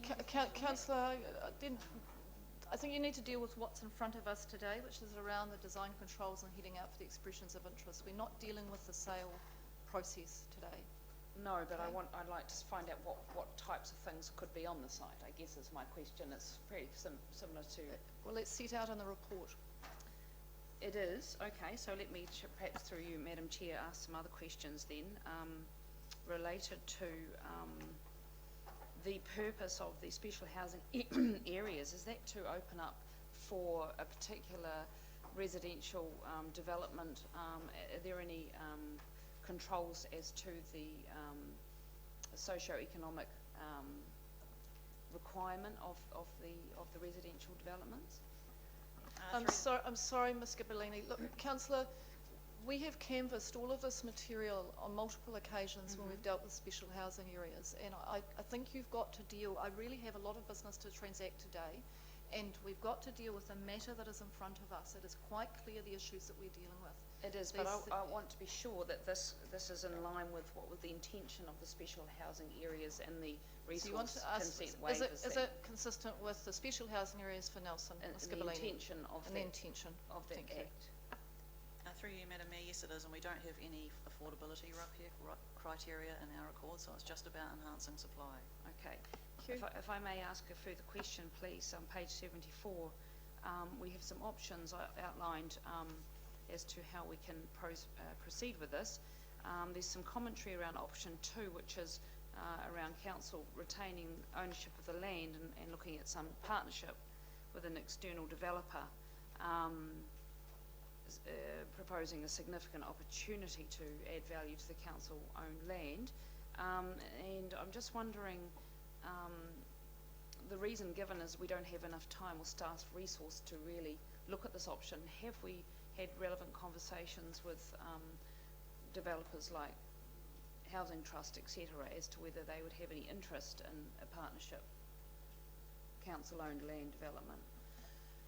Through the Mayor, no I haven't, but I think the point there, the risk there in terms of option 2 is that the order in council that declares Betts Car Park as being a special housing area is revoked in September of this year, and so there's a really short window, I think the far too short a window to enable a partnership type approach to a work on that site. But are you saying through you, Madam Chair, that we haven't had any discussions with organisations who may be interested in such a, we haven't had a phone call or a meeting? Through the Mayor, no, we haven't, but I do note that the Nelson Tasman Housing Trust has its own special housing area in Orchard Street that it's currently working in a partnership with Housing New Zealand to develop. Okay. I assure you, Councillor Copeland, they will be aware of this.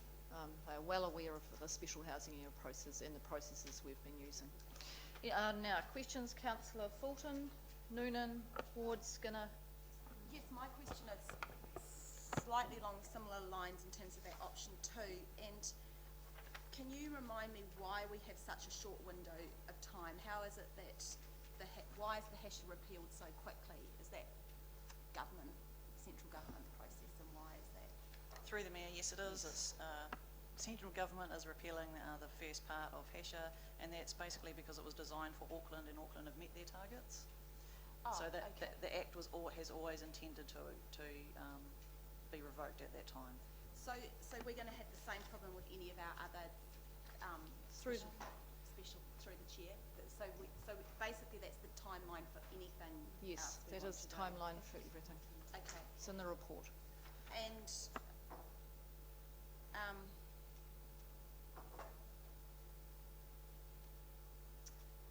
I guess my only concern is that I would have liked to have seen a partnership between. I would have liked to have seen option 2 pursued, and I guess why do you not see it as a realistic option? And why? I'm sorry, councillor. It's set out in the report. The officer's given the advice, and it's set out in the report. I've asked Ms. Scavolini, does she have anything additional to add? She's given the argument. She's given the recommendations. I'm really sorry that I don't think you can keep badgering the officer like this. I'm sorry. I'm going to move on. Councillor McGurk, I think, has indicated he'd like to move the recommendation. Yes, and I'm happy to second it so that we've got something. I'll still take questions. However, it's been moved and seconded. Now I've got Councillor Noonan, Ward, Skinner. Well, my question really related to the third part of the recommendation, which expresses a preference for development as a special housing area, and I know that it's already been signed out to come under the new system. I'm just thinking that if that third paragraph is moved, does that preclude us from selling it under a normal sale and purchase agreement if somebody doesn't want to do the HESHA program? Through the Mayor, no it doesn't. If a proposal wasn't put in, or a proposal wasn't found acceptable to council, and the special housing area is revoked in September, then all the other normal avenues still apply for council. Councillor Ward. Thank you, Worship. A great project. Apart from the parking, are there any other advantages that the special housing area have provided to make this project, or allow this project to go ahead? Yes, through the Mayor, we've also suggested that balcony requirements and acoustic insulation may be discretionary at the developers at their request, and I guess the designation of the special housing area obviously allows them to go to a greater height than what they can achieve under the plan. They also benefit from the streamlined process of HESHA. A little bit wider, but I presume we're contemplating these changes in the plan review anyway. Through the Mayor, yes, that's correct. Those are the things that developers have identified to us as barriers within the current plan. Thank you. Councillor Skinner, then Councillor Eklund, and Councillor Laurie. Councillor Fulton. Thank you, Chair. Just on design, I've seen trying to read the design controls. It's a beautiful area there, and it's a very obvious area there as you come in town. The building next to it, I assume that had some design controls in regards to its aesthetics, and it's pretty awful. Does that mean, I just sort of reassurance that if the building's up there, if there is a bit of persuasion on the outer appearance, I'd hate to see it as a repeat of that other building. I know the other building's not, it wasn't our building, but if we're selling it, then we'd be putting on the same. I see that under design controls, high quality interactive design to the street edge, but that hasn't happened with the building next to it. So how's that fit in? Through the Mayor, yes, that's correct. We have included that design criteria in there so that we do avoid blank walls and buildings not addressing the street. The development next door was undertaken under the current plan provisions, so these design controls are in addition to what's in the plan. And so just a quick follow-up, so how do we make new design rules on that? The rules have changed, or how's that different? Through the Mayor, these are design controls that council was imposing as owner of the property, Okay. and the person who will assess and pick which development ends up proceeding on there. So it's a greater level of control than in the regulatory consenting process. Okay, thank you. Thank you. Councillor Eklund. Thank you, Madam Mayor. I always get a bit concerned when councillors start dabbling in architectural design, but we do have a plan which has controls for general controls across the region. And I think actually Councillor McGurk's just whispered the answer to me, but the height control, it just suddenly occurred to me that neighbouring houses, there's potential, I guess, for them to lose some amenity value through landscape heights. But is the height restriction actually the current height restriction within the plan? Through the Mayor, no, it's not. It's the height provided by the special housing area on Betts Car Park is taller than what's provided for in the plan. However, in the design controls we have asked for consideration in terms of shading, and you'll note that the last plan, I think it is, on page 86, it shows a visual illustration of the daylight controls that we have imposed, and those are to ensure that the residences on Nile Street won't be shaded during winter sunshine hours. Yeah, so, I mean, okay, that's really good, thanks.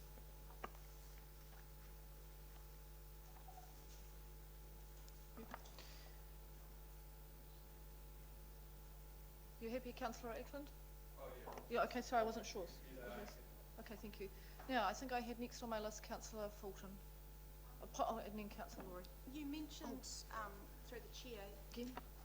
you mentioned that you're relaxing the acoustic insulation requirements. That's quite a new plan change, and I understood it was just in bedrooms.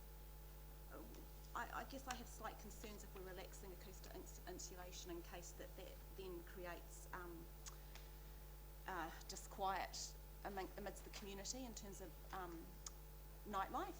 So how are you resolving that if you're relaxing the acoustic insulation rules?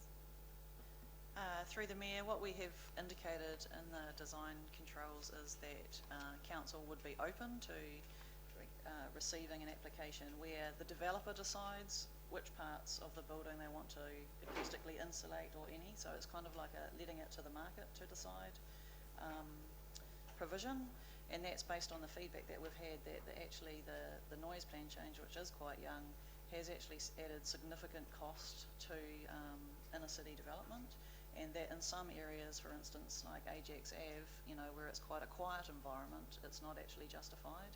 And so the feedback we've had from the development community is that we should really let the market, developers and purchasers decide about whether or not they see benefit in the acoustic insulation, depending on where the location is within the city centre. Thank you.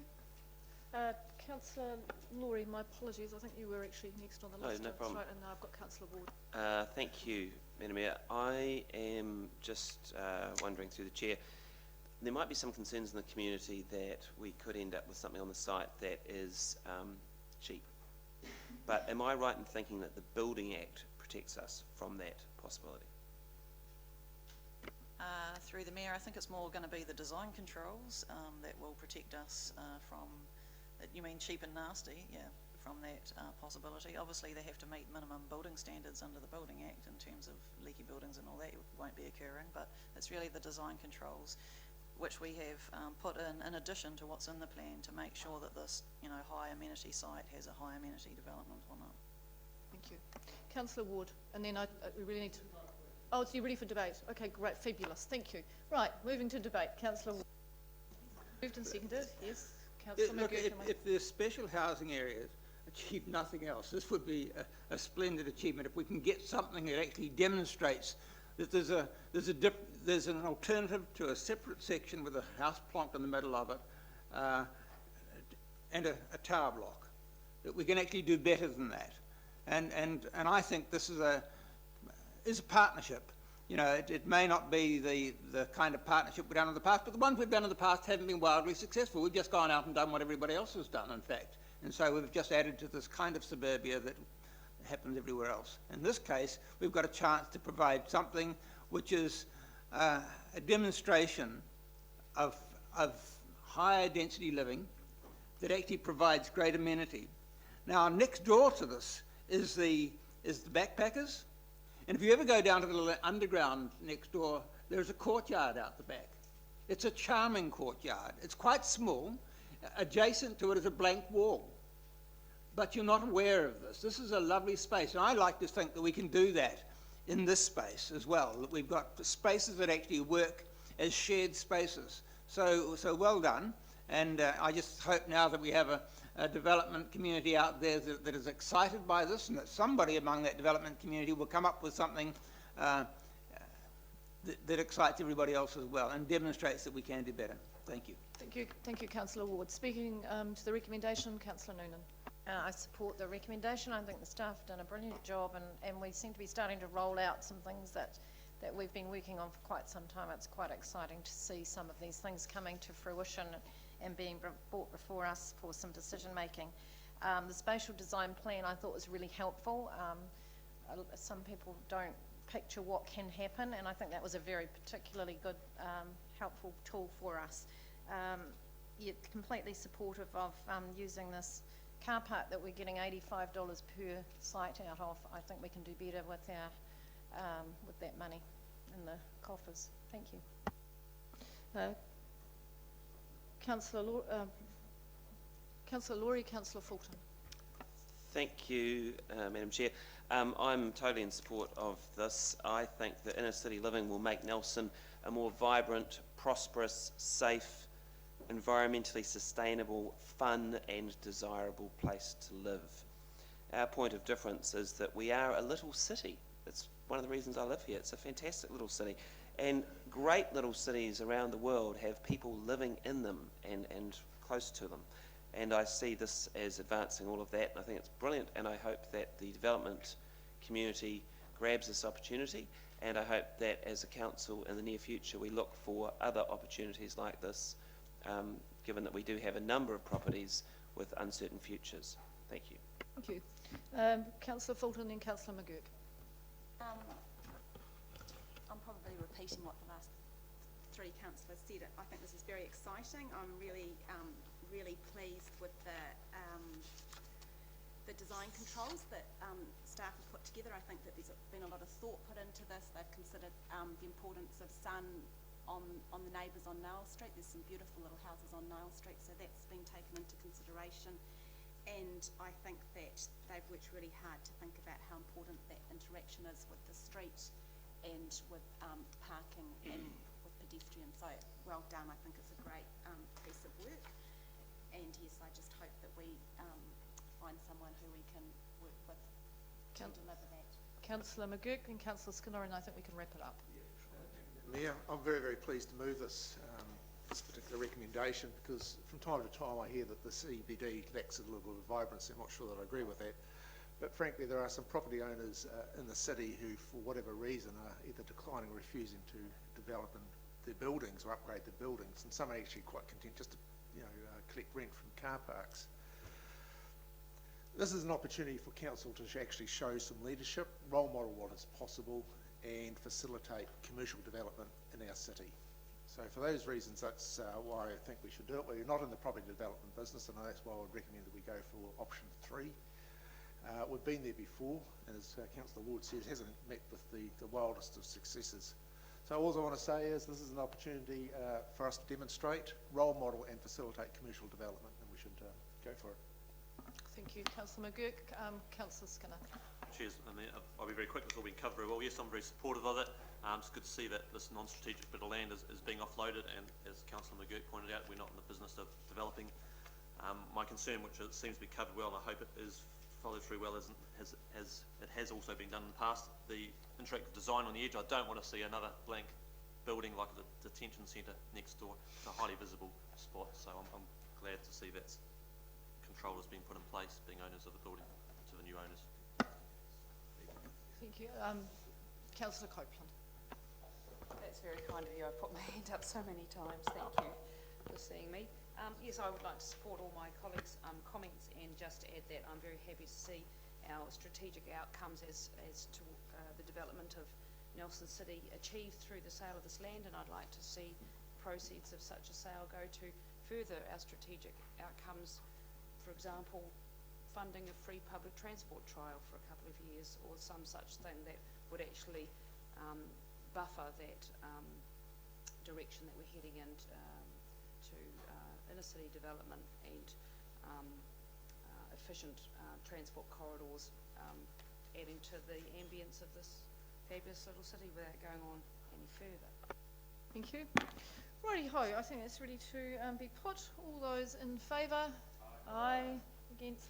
Carried. Thank you. Now, Ms Gabellini is going to stay with us, I think, for the next paper. Invite Councillor Rainey back to the table. So we're now moving on to pages 87 through 98 of your agenda. Can I just get it under, you can, but can I just get this, I just think there is a little change that's going to be made to it, so if you just wait a moment, that will be helpful. So I've noted that, but we just need to deal with this. So Ms Gabellini, welcome. This is any changes or corrections that you wish to make to the report or the recommendation? Through the Mayor, yes, just two. In the recommendation, the last one, just want to clarify that and be a bit clearer. So the recommendation would read, and that Her Worship the Mayor recommend to the Minister the extended Saxton special housing area after the master plan conditions have been met, because this report is about adding an additional site to that already approved Saxton special housing area. Everyone follow that? So you've got the change, so just that's an amendment to that. Question on that, Councillor Ward? We're looking at the last clause.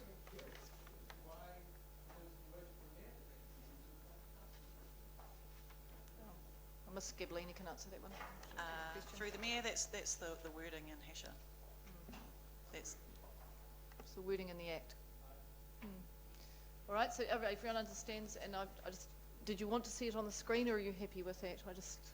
You're happy with that? All right, that's fine. Right, so it's been moved and seconded, all right, but we'll go to questions. So questions, Councillor McGurk.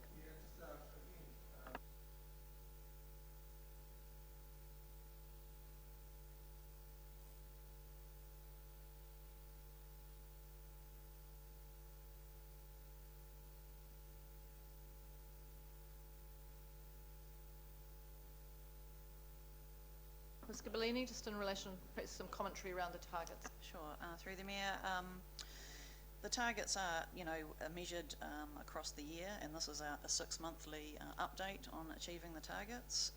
We are only one subdivision behind, but we are 31 building consents below the target. I have talked to the manager of building consents, and he advises that Christmas is there's always a slowdown over the Christmas period, and that usually March is quite busy. So I don't think that there's any particular concerns in terms of whether we'll meet the target at the end of the year. So, just a follow-up question. So subsequently, council are doing their bit in terms of these targets. Right. A subsequent question: could you just explain what the master plan agreement is in terms of the Saxon one? I understand there's 7 property owners out there. Through the Mayor, so that the master plan agreement recommendation was in the 17th of December council report, and there's 5, currently there's 5 landowners in the Saxton special housing area, and we're asking for an additional 6th one. And so the master plan agreement the recommendation is that before council was happy to recommend that area as a special housing area to the Minister, those landowners need to get together and enter into a master plan agreement to ensure that there's infrastructure and open space connectivity in that area. All right, thank you. Any further questions? Right, no further questions. In that case, it's been moved and seconded. I'll open up for any debate. Councillor Ward. Well, most of this, the one that I still have some misgivings about is the Saxon one, actually.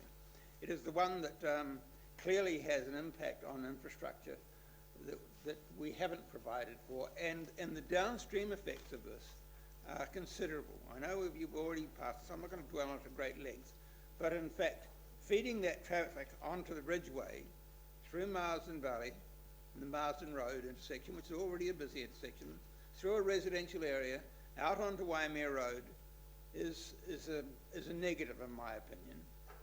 If I was I would suggest that in fact any development out there primarily needs to be focused on folk whose lives are out there, rather than making it easy, and we've discussed this in the past, by improving the access into the city from there, and thereby encouraging folk to live out there.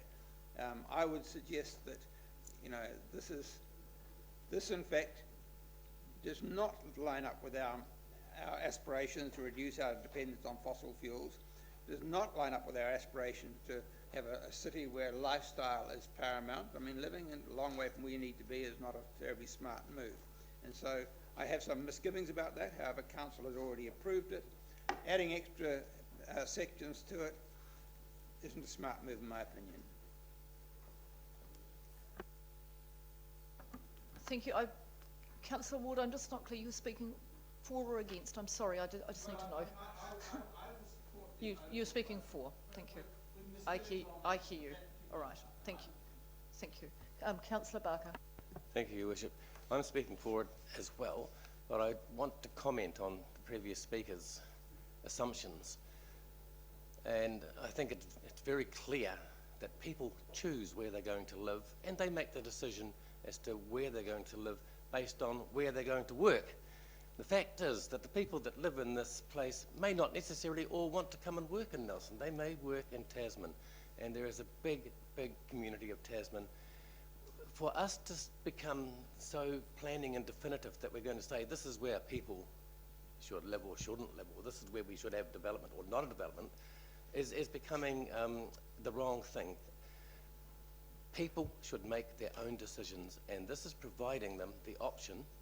If this goes ahead, the government has given us the tool to do this. I think we are doing the right thing by taking it up and making this special housing area available to people who choose to live there. Who was speaking for? Councillor Copeland. And then I'll go to Councillor Skinner. I'm going to speak for as well, but I have to say that I thought that was the business of council actually, was to decide things like infrastructure and residential areas and how they interface. Again, with the Saxon Field, I do feel somewhat concerned about the traffic volume that will be released by this type of development, and again would like to reiterate, I would like to see some of the funds potentially received by the sale of Betts Car Park used for a designated bus lane or some such free public transport trial. Councillor Skinner. Thank you, Chair. I support this wholeheartedly. I think this will have a beneficial effect on infrastructure as far as transport. In fact, Nelson being a small city, not everybody works in the city, and not everybody living in the Stoke area makes constant trips into the city. So the people that are seeking, and I know several families that are seeking to live, young families seeking to live out that way because they use this highly successful Saxton facilities, they make 2, 3, 4, even 5 trips a week for various things for their kids. And I know several would like to live out there, and they actually have their businesses out there, and that would reduce the amount of travel and give people the benefit. They generally choose where to live, which most suits their lifestyle, work, play and schooling. So I think it has very much a great benefit in taking the pressure off the city centre. Thank you. Thank you. Councillor McGurk. Chair, yeah. I support the concept of special housing areas, and particularly like the one that's been recommended for Tahuna. You know, that's an extension of one where we've got a bit of a brownfield development where you can actually sort of utilise the existing infrastructure and you can get basically affordable houses for, you know, Kiwi families. It's a good one. Also support it for the idea of greenfield developments, but perhaps I'm heartened by the view that there's a master plan agreement in place which addresses some of the infrastructure issues, because out there we've got an area that's a waterway, we've got roading networks to think about, we've got infrastructure that we need to think about. So the fact that they're being addressed as part of a master plan agreement with agreement for proper developers gives me some comfort. The fact that we're not tracking to the targets that we would have, that the Minister would expect, I'm heartened to hear that also that the Council are doing their bit. It might be a bit about property developers freeing up more properties and getting them out onto the market.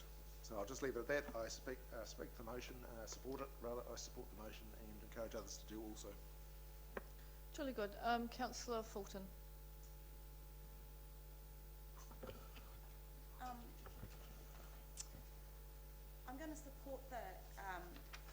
recommendation, but I think Councillor Ward raises some really important issues in terms of ensuring that we are looking at our traffic network as part of this, as part of, if we are going to grow Stoke and grow Saxton area, which is what we have been doing in the past, and that's why I support this, because the process has already been started. So that residential growth has already been started there, and we're carrying on with that, and we have an opportunity to do it really well, I hope. I hope I'm going to see something like what we've seen for the Vets car park come to the table. But I do think that the transport network is an important part of that, and ensuring that there's cycleways and walkways and possibly a designated bus lane down Waimea Road is really, really important in terms of addressing transport issues into the future. So I do support this, and I think it's really quite exciting that the landowners are all prepared to come together and work on this project collectively. Thank you. All right. I think we're getting ready to put this. I'm very supportive of this. I just want to say the process is, as I understand, is going very well. That we're working together very well to get the master planning done, and I want to pass on my appreciation, particularly to Mr. Gabellini, but also the rest of the team, because this does require a whole of council approach. So structure planning involves, and that's the bit I like about it, is that we actually do that whole of council, whole of community thinking and bring it together. So it's a real opportunity, not just around special housing areas, as I think, excuse me, we've identified, but of actually doing some really good urban planning. And so that for me is a real upside to this particular proposal. So well done. I'm going to put it now. So all of those in favour? Aye. Against? Carried. Thank you. Look, I think we might just take a break, because we didn't have a very big break earlier on. Can I just make it sort of 5 minutes so you can stretch your legs, and then we'll come back, and then we'll come back to the draft annual plan, because that might take us a wee while to get through.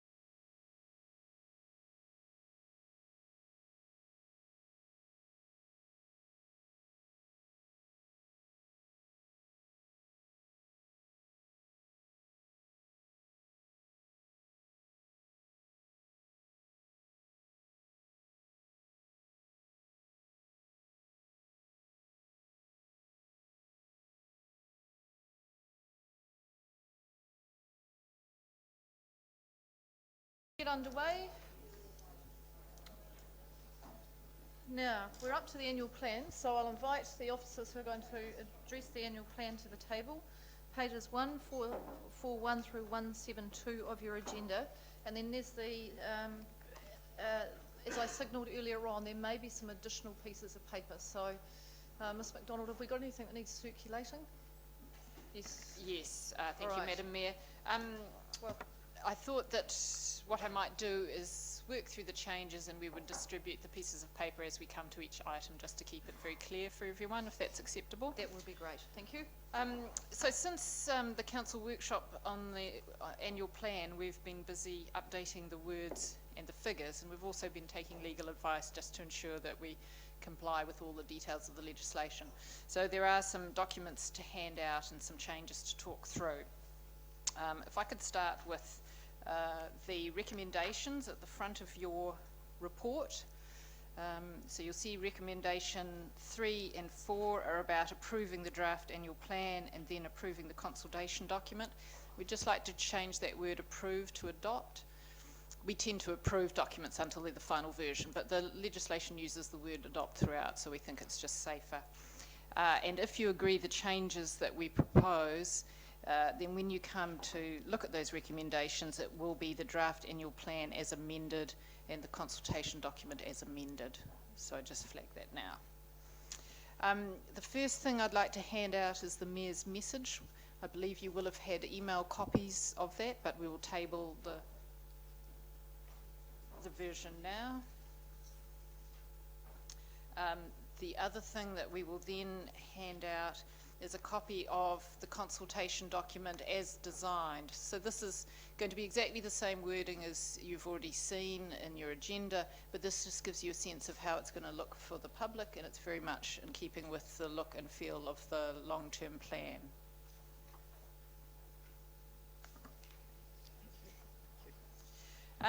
So if we turn to the report, and if we could just discuss the significance and engagement policy, which officers suggesting we amend before we get to approving the annual plan and consultation document. You will have been somewhat confused by the reference in the report to a copy showing the amendments. So what has happened, unfortunately, we attached the amended document, but it didn't come out very well in the system, so then it was turned into a PDF, which helpfully accepted all the changes. And you got a document not showing any of the track changes. So just in section 4.2 of the significance and engagement policy, you will have a big gap. What you should have had at that point, 4.2, was the old wording, which just listed all the different places where you might be required to do a special consultative procedure. So it listed Dog Control Act, Freedom Camping Act, all the other places which might have required us to do a special consultative procedure. As the report says, what we're planning to do is take out those references, and then as the legislation changes, the policy will still be up to date, because we're not saying where. We'll just be directed by legislation or by council's own choice if it wants to do a significance and engagement policy. So that whole section has just dropped down now to the 2 paragraphs that you have in your attachment. I do have copies of the marked up one if anybody would like to see that now. Does anyone wish to have a copy of that? 4.2? 4.2. Yep. Okay. Does anyone wish to have a copy of that, or are we able to follow that? I think we're able to follow that. Okay. Great. All right. So that's the additional pieces of paper and things to be aware of. Now, are there, just in terms of the report, are there any changes or corrections that you would like to highlight, Ms MacDonald? No, Madam Mayor, those are the changes and documents I wish to hand out, and then Ms Harrison has some other points to make about the financial portion of the annual plan. All right, well, let's do that now, so we've got it all. Please.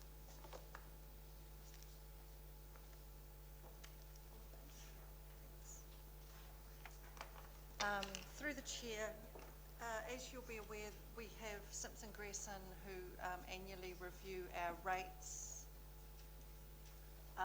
funding impact statement, and basically the changes that we've tabled a new funding impact statement which highlights in marked up version the changes that have been recommended by Simpson Gresson. the major, there are two probably more material changes. One is that they have recommended that where we are making changes to our rates remission policy and rates postponement policy, that this is actually undertaken as separate consultation from the annual plan.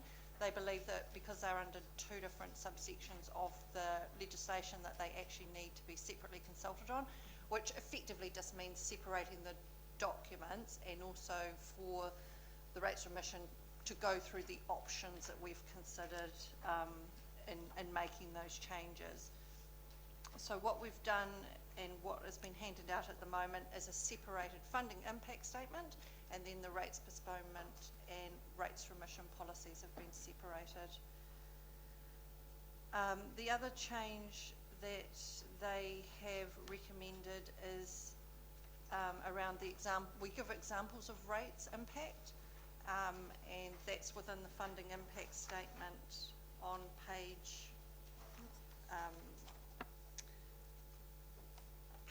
73 and 74. Yes, it's in your agenda.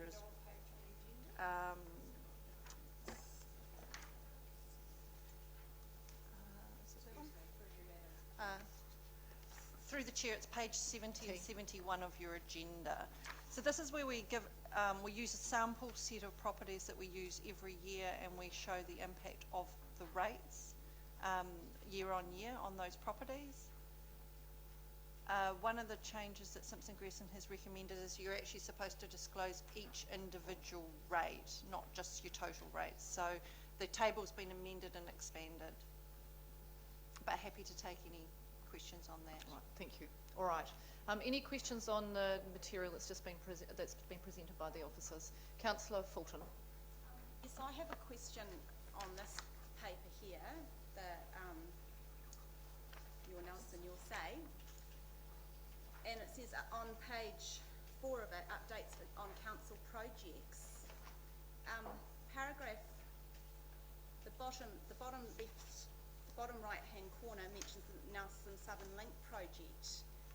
Now, I've been told repeatedly for the last 2 years that the Nelson Southern Link project has absolutely nothing to do with council, and I've been kept in the dark about that repeatedly, and yet it's part of this very important document. Why is that mentioned? Ms MacDonald? If I can direct the councillor's attention to the bottom of that section where you'll see it says, please note, Nelson City Council is not consulting on the Nelson Southern Link, but we felt for clarity, because of the overlap between some of the discussion around Rocks Road and Southern Link, we had to explain it to the community or it would just generate an awful lot of questions. So we've tried to show them that these are the bits that the New Zealand Transport Agency is dealing with, this is what council is dealing with, and then show them what we are consulting on. Well, in that case, is it possible to reword that by saying NZTA's Nelson Southern Links project, because it looks like it's our project. When I read that, it looks like the Nelson Southern Link, it looks like it's our project. Yes, that would be, I mean, it's clarify. Is it still possible? I'm sure it's possible to get that changed. Yes, we can. Oh, that's good clarification. I was quite, had worked with the officers in terms of this to make it absolutely clear, which is why there's some bolded text in there. I mean, there's quite a lot in there about it, and it's not our project. It looks like it's our project. Thank you. Any other questions on the materials selected? Then I want to get into the actual annual plan, so just so we know what we've got. Everyone's got their bits and pieces, know what they know. All right. Now, so Ms MacDonald, anything? So we're now into, we've got the report, we've got all the pieces of paper. We're ready to go. Any questions on the annual plan? Councillor Laurie. Thank you. So I part of me was very pleased to see that $50,000 has been earmarked for the gondola project. However, I would like to speak about that. I think that the gondola is the best idea anyone has had in Nelson since Wearable Art left town. I think given the potential benefits the gondola could bring to Nelson, $50,000 is chicken feed. These guys, the Lift Society, have been working on a voluntary basis for years, and they're only asking us to support them in a way that would help them get the project really rolling. I think that we need to be mindful of the fact that this council hasn't given the gondola a single cent. The previous council gave the gondola project $15,000 for a feasibility study, this term of council. They went and did their feasibility study. The report came back, said it was a great idea. The feasibility study was peer reviewed again. The project got the thumbs up. Now, I think that the time has come for this council to show that we really appreciate what these people have been doing for volunteers. Sorry, what these people have been doing as volunteers, and we want to support them to achieve something that could be awesome for the city, and I think $100,000 does that. I think $50,000 actually sets them up to have to go and do a whole lot more work to get the thing really rolling. And I think they've worked long enough, and we should support them with $100,000. We'd be seeking that to change to what's been circulated, so that's what you're thinking. Okay, that's fine.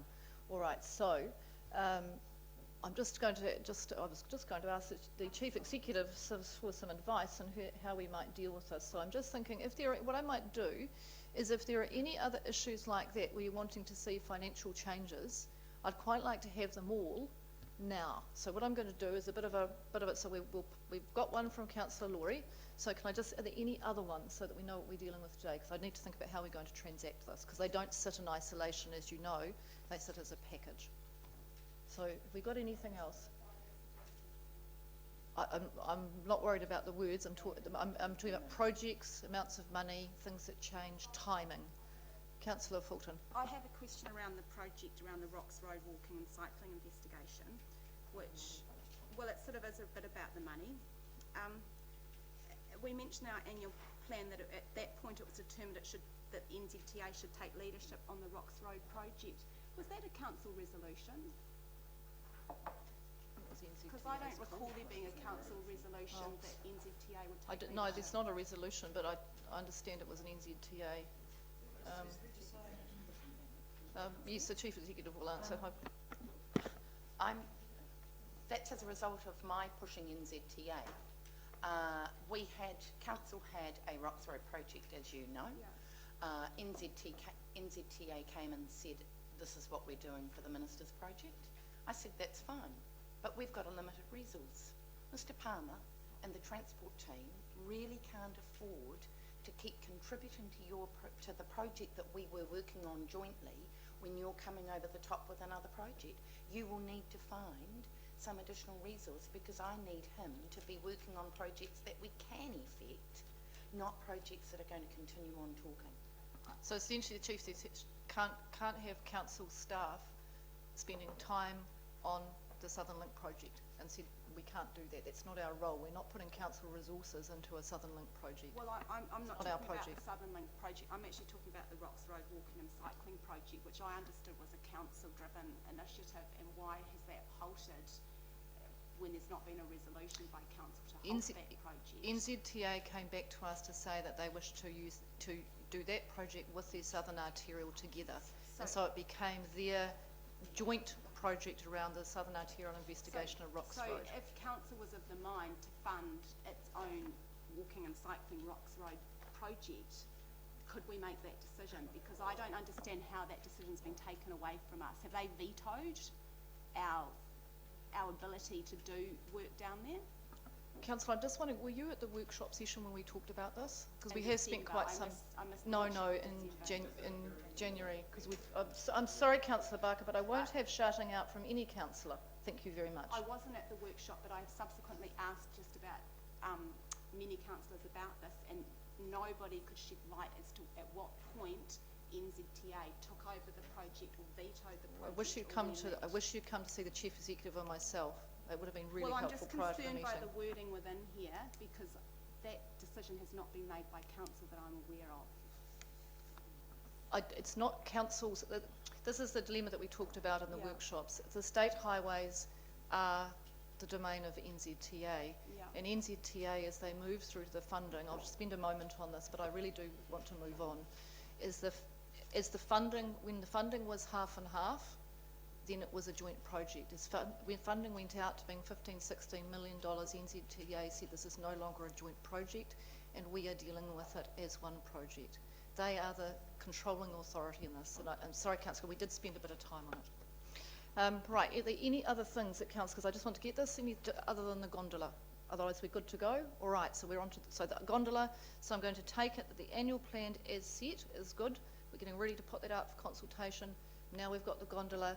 Councillor Laurie would like to increase the amount that we're going to consult on to $100,000. So we'd have to move that you wanted to do that, and I'll need a seconder. I think that's the correct process, and I'd just like some nodding. Yes. All right, so somebody care to second that? Councillor Fulton will second that.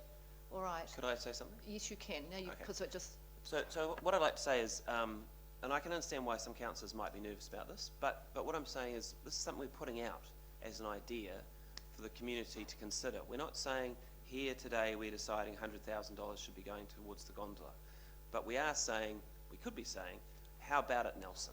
And I think the people who have been working very hard as volunteers on the gondola for years, I think we should do that for them. I think we should ask the people of Nelson whether they're prepared for $100,000 to go towards this project that could really go some way to putting Nelson on the map. So I ask that you support this. So, Councillor, I just want to check what you want to happen there, because I'm hearing a slightly mixed message. So you want to, and apologies, this will be slightly dialogue-y, so Councillor will just have to work with me here in terms of standing orders. You want to ask the question with the annual plan, what we do is we put out our proposition, so Sure. it has to be our proposition, and that's the starting point. You want to put that out as the proposition, or would you prefer to put it out with and we contemplated and we'd like to hear your feedback? No, I'd very much like to put it out as the proposition. That's clear. That is how we ask people of Nelson if they'll support it. That's very clear. I appreciate that. All right, so it's been moved and Councillor Laurie's spoken. Seconded by Councillor Fulton. Councillor Matheson's next on the speaking list. Thank you, Madam Chair. I actually I won't be supporting this increase, and the reason's very simple. $50,000 would be added to the 15 we've already spent. I totally appreciate the fact that there's been a lot of volunteers involved in this, as there are in other major projects around the city, and some of them been going for some considerable time, and that's the best part about having volunteers. If we didn't have them, we'd run into a brick wall, I can tell you. But to increase it from 50 to 100 at this point, I think is sending too strong a signal. There is a very, very good opportunity for people who wish to see an increase, make a submission. And I think by doing that, we will get a better gauge from the public as to whether they really want to support this project or not. Just by putting $100,000 in the plan, you're actually signalling that's the amount of money. And I don't think really at this stage we should increase it from what's been put in there, but let the public have their say. And if they're really keen on it, they'll come back with all sorts of figures. And that's your judgment call. So I'm opposing that. Thank you. Councillor Skinner. Chair, so I'm opposing it. I'm just a point of order there in full respect of Pete Rainey, the conflict of interest in this discussion. He has already done that. Sorry. Oh, sorry, I thought you were speaking. Are you speaking to the motion? Or I'm speaking to it, but just raising that. And well, Mr. Rainey's still in the room. Councillor, I'm actually very comfortable with that, so I'm fine with that, right? Okay. So I think Thank you. we're dealing with a very broad issue in terms of the annual plan. A point of order, Madam. I wonder if I could just ask you a question. Has Councillor Laurie also got a conflict of interest because he has been behind the promotion? I'm asking the question, please.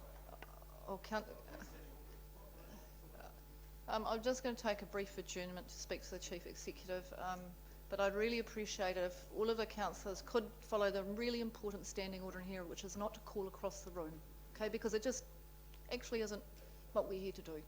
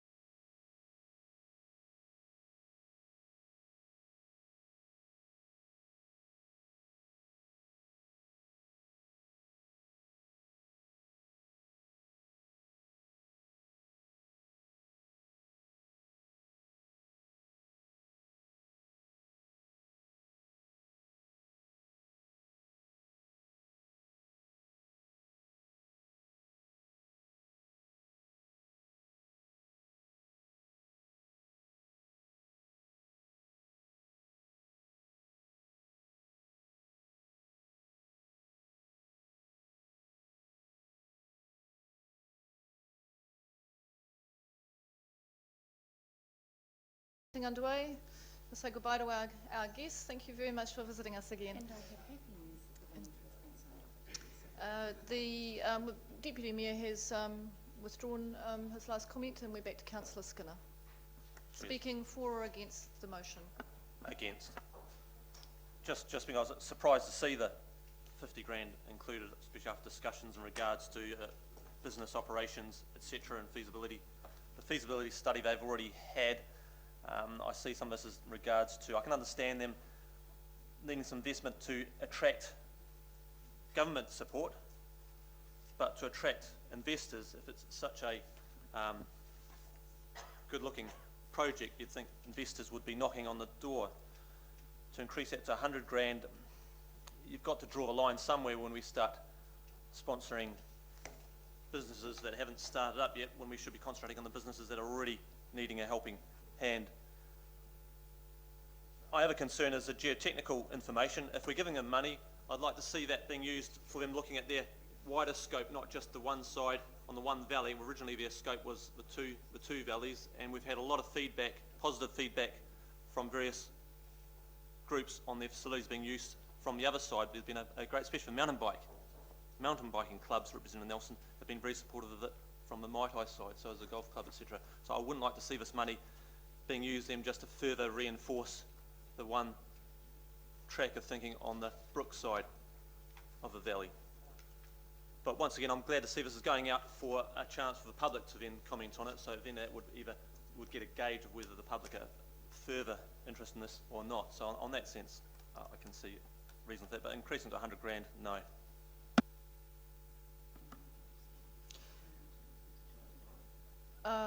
No, we're not at that point yet. So just what I want to do is making a change to the annual plan at this stage in terms of the financials has some implications, and I do feel that all the way through this we take advice. So I'm just going to ask the Chief Executive in terms of providing, and it's providing some advice. So, Madam Mayor, I've asked the staff what would it do in terms of rerunning the numbers to change your annual plan at this stage, and the short answer is we would need to include that additional funding. That would mean that you would need to rerun the numbers. That would take a significant period of time, given that the officer most in charge of the process is away on leave starting on Monday. So that, and there is a degree of humour in that, but are we reliant on one person? No.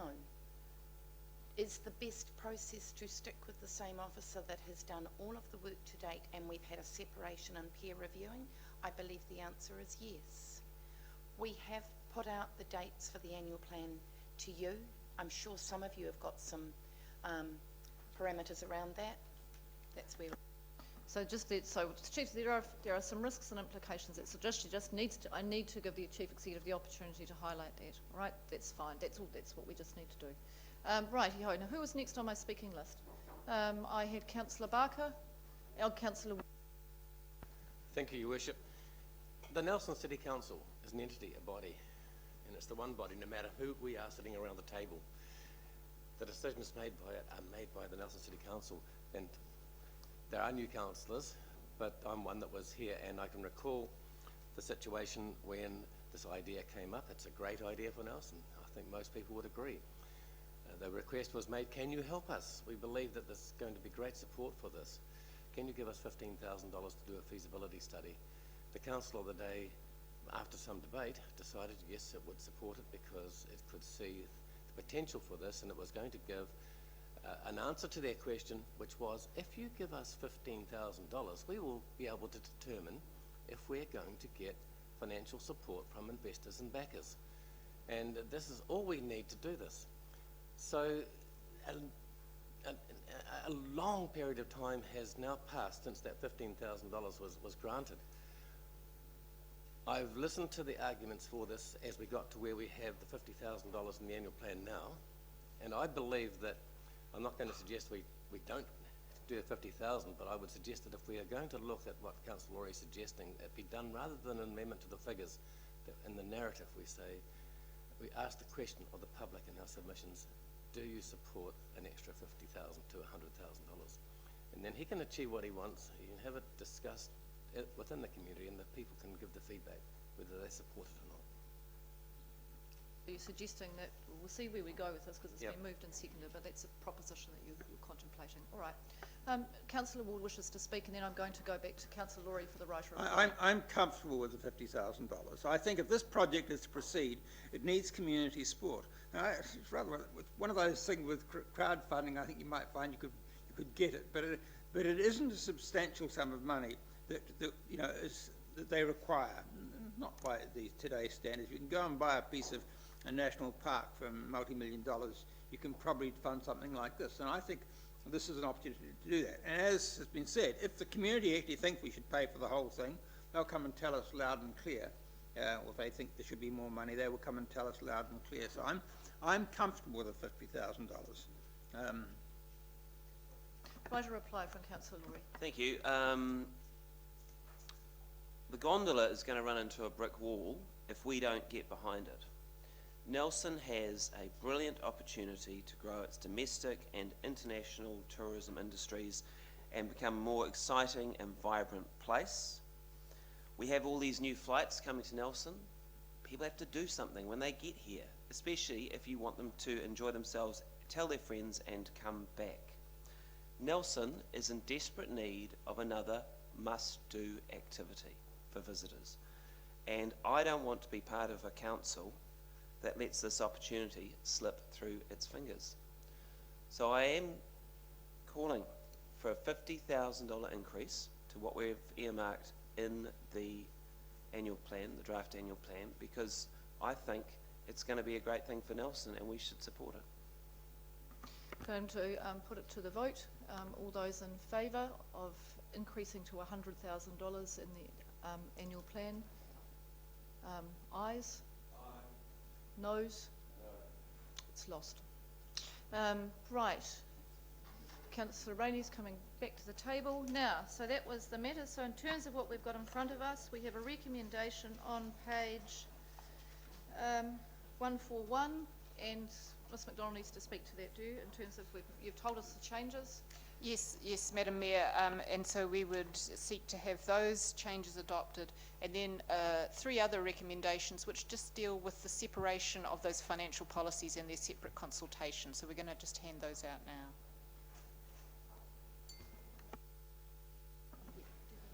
Can I just deal with what's in front of us, Ms McDonald? I really want to get the annual plan done. That's a separate thing, yes, and we can do that. So I've got that done, and then we get on to the next one. All right, so we're good to go. I'm happy to move the recommendation, with noting the change before. I think it was a minor change. Have you got it there? Have you got it? So just, am I pausing? Have we got it, Gail, there? Yes, please. We're going to put it up on the screen because this has to be right, because the consequences of not having it right is quite serious. So, Ms McDonald, Gail's going to put it up on the screen, and we need you to just make sure that's absolutely what you would like it to read. Could you please just check that? And Councillor Barker will second as Chair of Governance.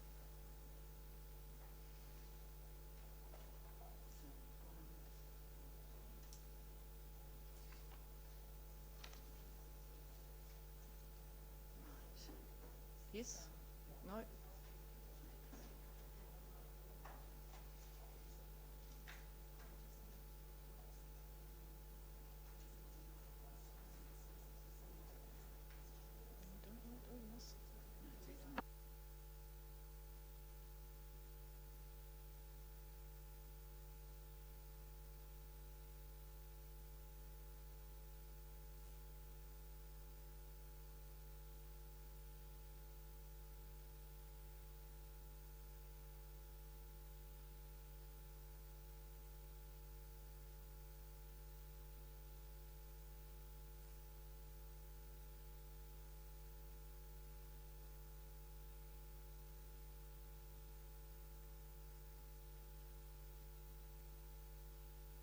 That's as it needs to be. Now I've moved. Councillor Barker has seconded. Does anyone wish to speak to what is there? No. In that case, I will speak to it. And Councillor Barker, you do wish to speak? I'll let you speak first and then I'll do the right. Well, I've got to say that this council went through a very good process. Most councils attended most of the workshops, and those that did definitely understood where we were going and how we've got to where we've got to today. I personally have done an extra study on the operational expenses and the capital expenses, including staff expenses and other suppliers' expenses, and I'm very comfortable with the annual plan that we have in front of us today as a result of my studies. I am also very supportive of the amendment which you've got, the new page 73. It's very informative for our ratepayers to see just exactly how their rates are made up. So I believe this council's done a responsible job. I'm happy with the increase. I would always like to see it lower, but happy to second where we are because we've carried out a very good process in getting here. Thank you. From no one wanting to speak, I think we can end up having a full round. Councillor Skinner and Councillor Rainey. Thank you. I support today's approval of a draft, though, as I've mentioned before, I'd like to see we keep the rates increases down and the debt down. I still think there's a lot of room we can move there. We are now into our third year of council. Obviously, the first year or two, there were projects and legacies from a previous council that we were committed to, so our hands are tied. Our hands are tied there to a point, and I do compliment what we have achieved on council. We have finished a lot of the projects that had begun prior to us, and we've started a lot of good projects, and I'd like to see those come to their fruition. And so I'm very complimentary of what we've achieved on the budgets that we have achieved them. But saying that, we're in another year, a third year. We are through of most of our costs from previous council, and we should be aiming to keep this rates down. Our also concern is the debt affordability benchmark. I see we're at 138% of the 150%. It seems to be a benchmark that keeps moving out as we take a larger rates take. That benchmark keeps increasing. So I'd like to see us to be in a strong point to keep that debt down, to keep us in buffering.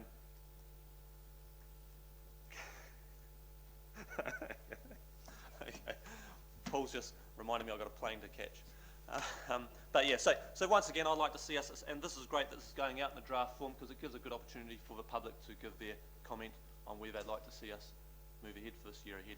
So I look forward to the submissions. Thank you. Councillor Rainey and then Councillor Eklund. I completely agree with Councillor Skinner's comments and with Councillor Barker's comments, and would like to endorse what they've said.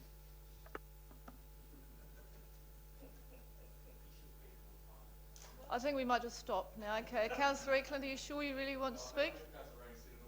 Excellent, it's jolly good. I'm really pleased with that. It's very good. Councillors,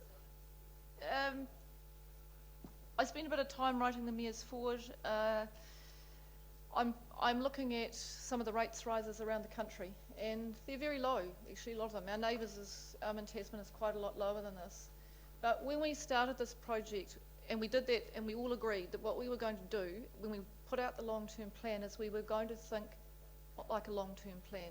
We weren't going to do make a long-term plan like an annual plan. It was going to be, because the work that we do occurs over a number of years, and a stop-start approach to our work actually doesn't deliver particularly good results for the community. So I thank you for your commitment. I'm well aware, and it's always one of those things that people say you shouldn't say it sitting here, but it is election year, and I have watched around the country, and it's something that is a little bit symptomatic. If you watch rates rises go up and down, and if you wanted to do a correlation between election years, you might find that there is something in that. I'm pleased that you've had the foresight and the commitment to actually say to your community, we built a long-term plan and we're going to continue to deliver it, and we're going to get on and do what we think is right in terms of supporting those projects. In saying that, I will continue, as I have written in my forward, to be looking for any possibilities that are sitting there in terms of how we deliver what's on the long-term plan, and whether there are any cost efficiencies. And the Chief Executive will continue to have those conversations as we work through till it's finally signed off after consultation. Right, I'm ready to put the recommendation. All those in favour? Aye. Against? Carried. Thank you. All right, we now have another piece of paper that's been circulated, Ms MacDonald, so we'll deal with this one, which is some additional, I just want some clarity. Does this exist in inside our agenda, these particular recommendations? Or we have to right. All right. Okay. So this is the separation of the financial policies, and this is after you've taken advice. And I think we noted that in your covering report that you would have to take some advice and advise us today. So this is a mechanic. I'm happy to. Any questions from council? No. In that case, I'm happy to move what is here. I'll just make sure that our administration advisor is happy and we've got clarity on what it is we are moving. That's good. Do I have a seconder for that? Thank you, Deputy Mayor. No debate, no discussion. In that case, I will put that. All those in favour? Aye. Against? Carried. Thank you. And thank you very much for all of the work that's gone into this. It's, I feel like as I said earlier on, we just finished one thing and then we're on to the next. So now, next item on the agenda is item 12, which is the Lewis Stampton update from the Chief Executive. Pages, oh no, yes, pages, there are pages 173 through 174 of the agenda. And it'll be taken as read. There's no changes or corrections. Are there any questions of the Chief Executive? This is, yes, it is. Item 12. Councillor Ackland. I'm just, my question is just simply, presumably there's legal advice has been taken and that's the view that's been given. Yeah. No further questions. Move the recommendation. Thank you, Councillor Davey. Seconded. Councillor Rainey. Just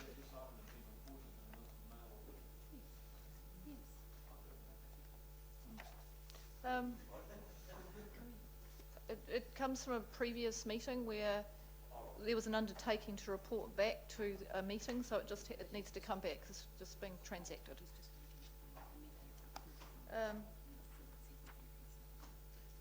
So it's been set. You were happy to second, Councillor Rainey? Yes. Thank you. In that case, I'll put it. All those in favour? Aye. Against? Carried. Now, does that conclude all of our public business? I might. Sorry. Oh, my apologies. We've done that, and I do before I go out and into public excluded business, I would like to advise you that it went through successfully at Tasman District Council as well. So there you go. There we go. So we're underway. Councillor Rainey.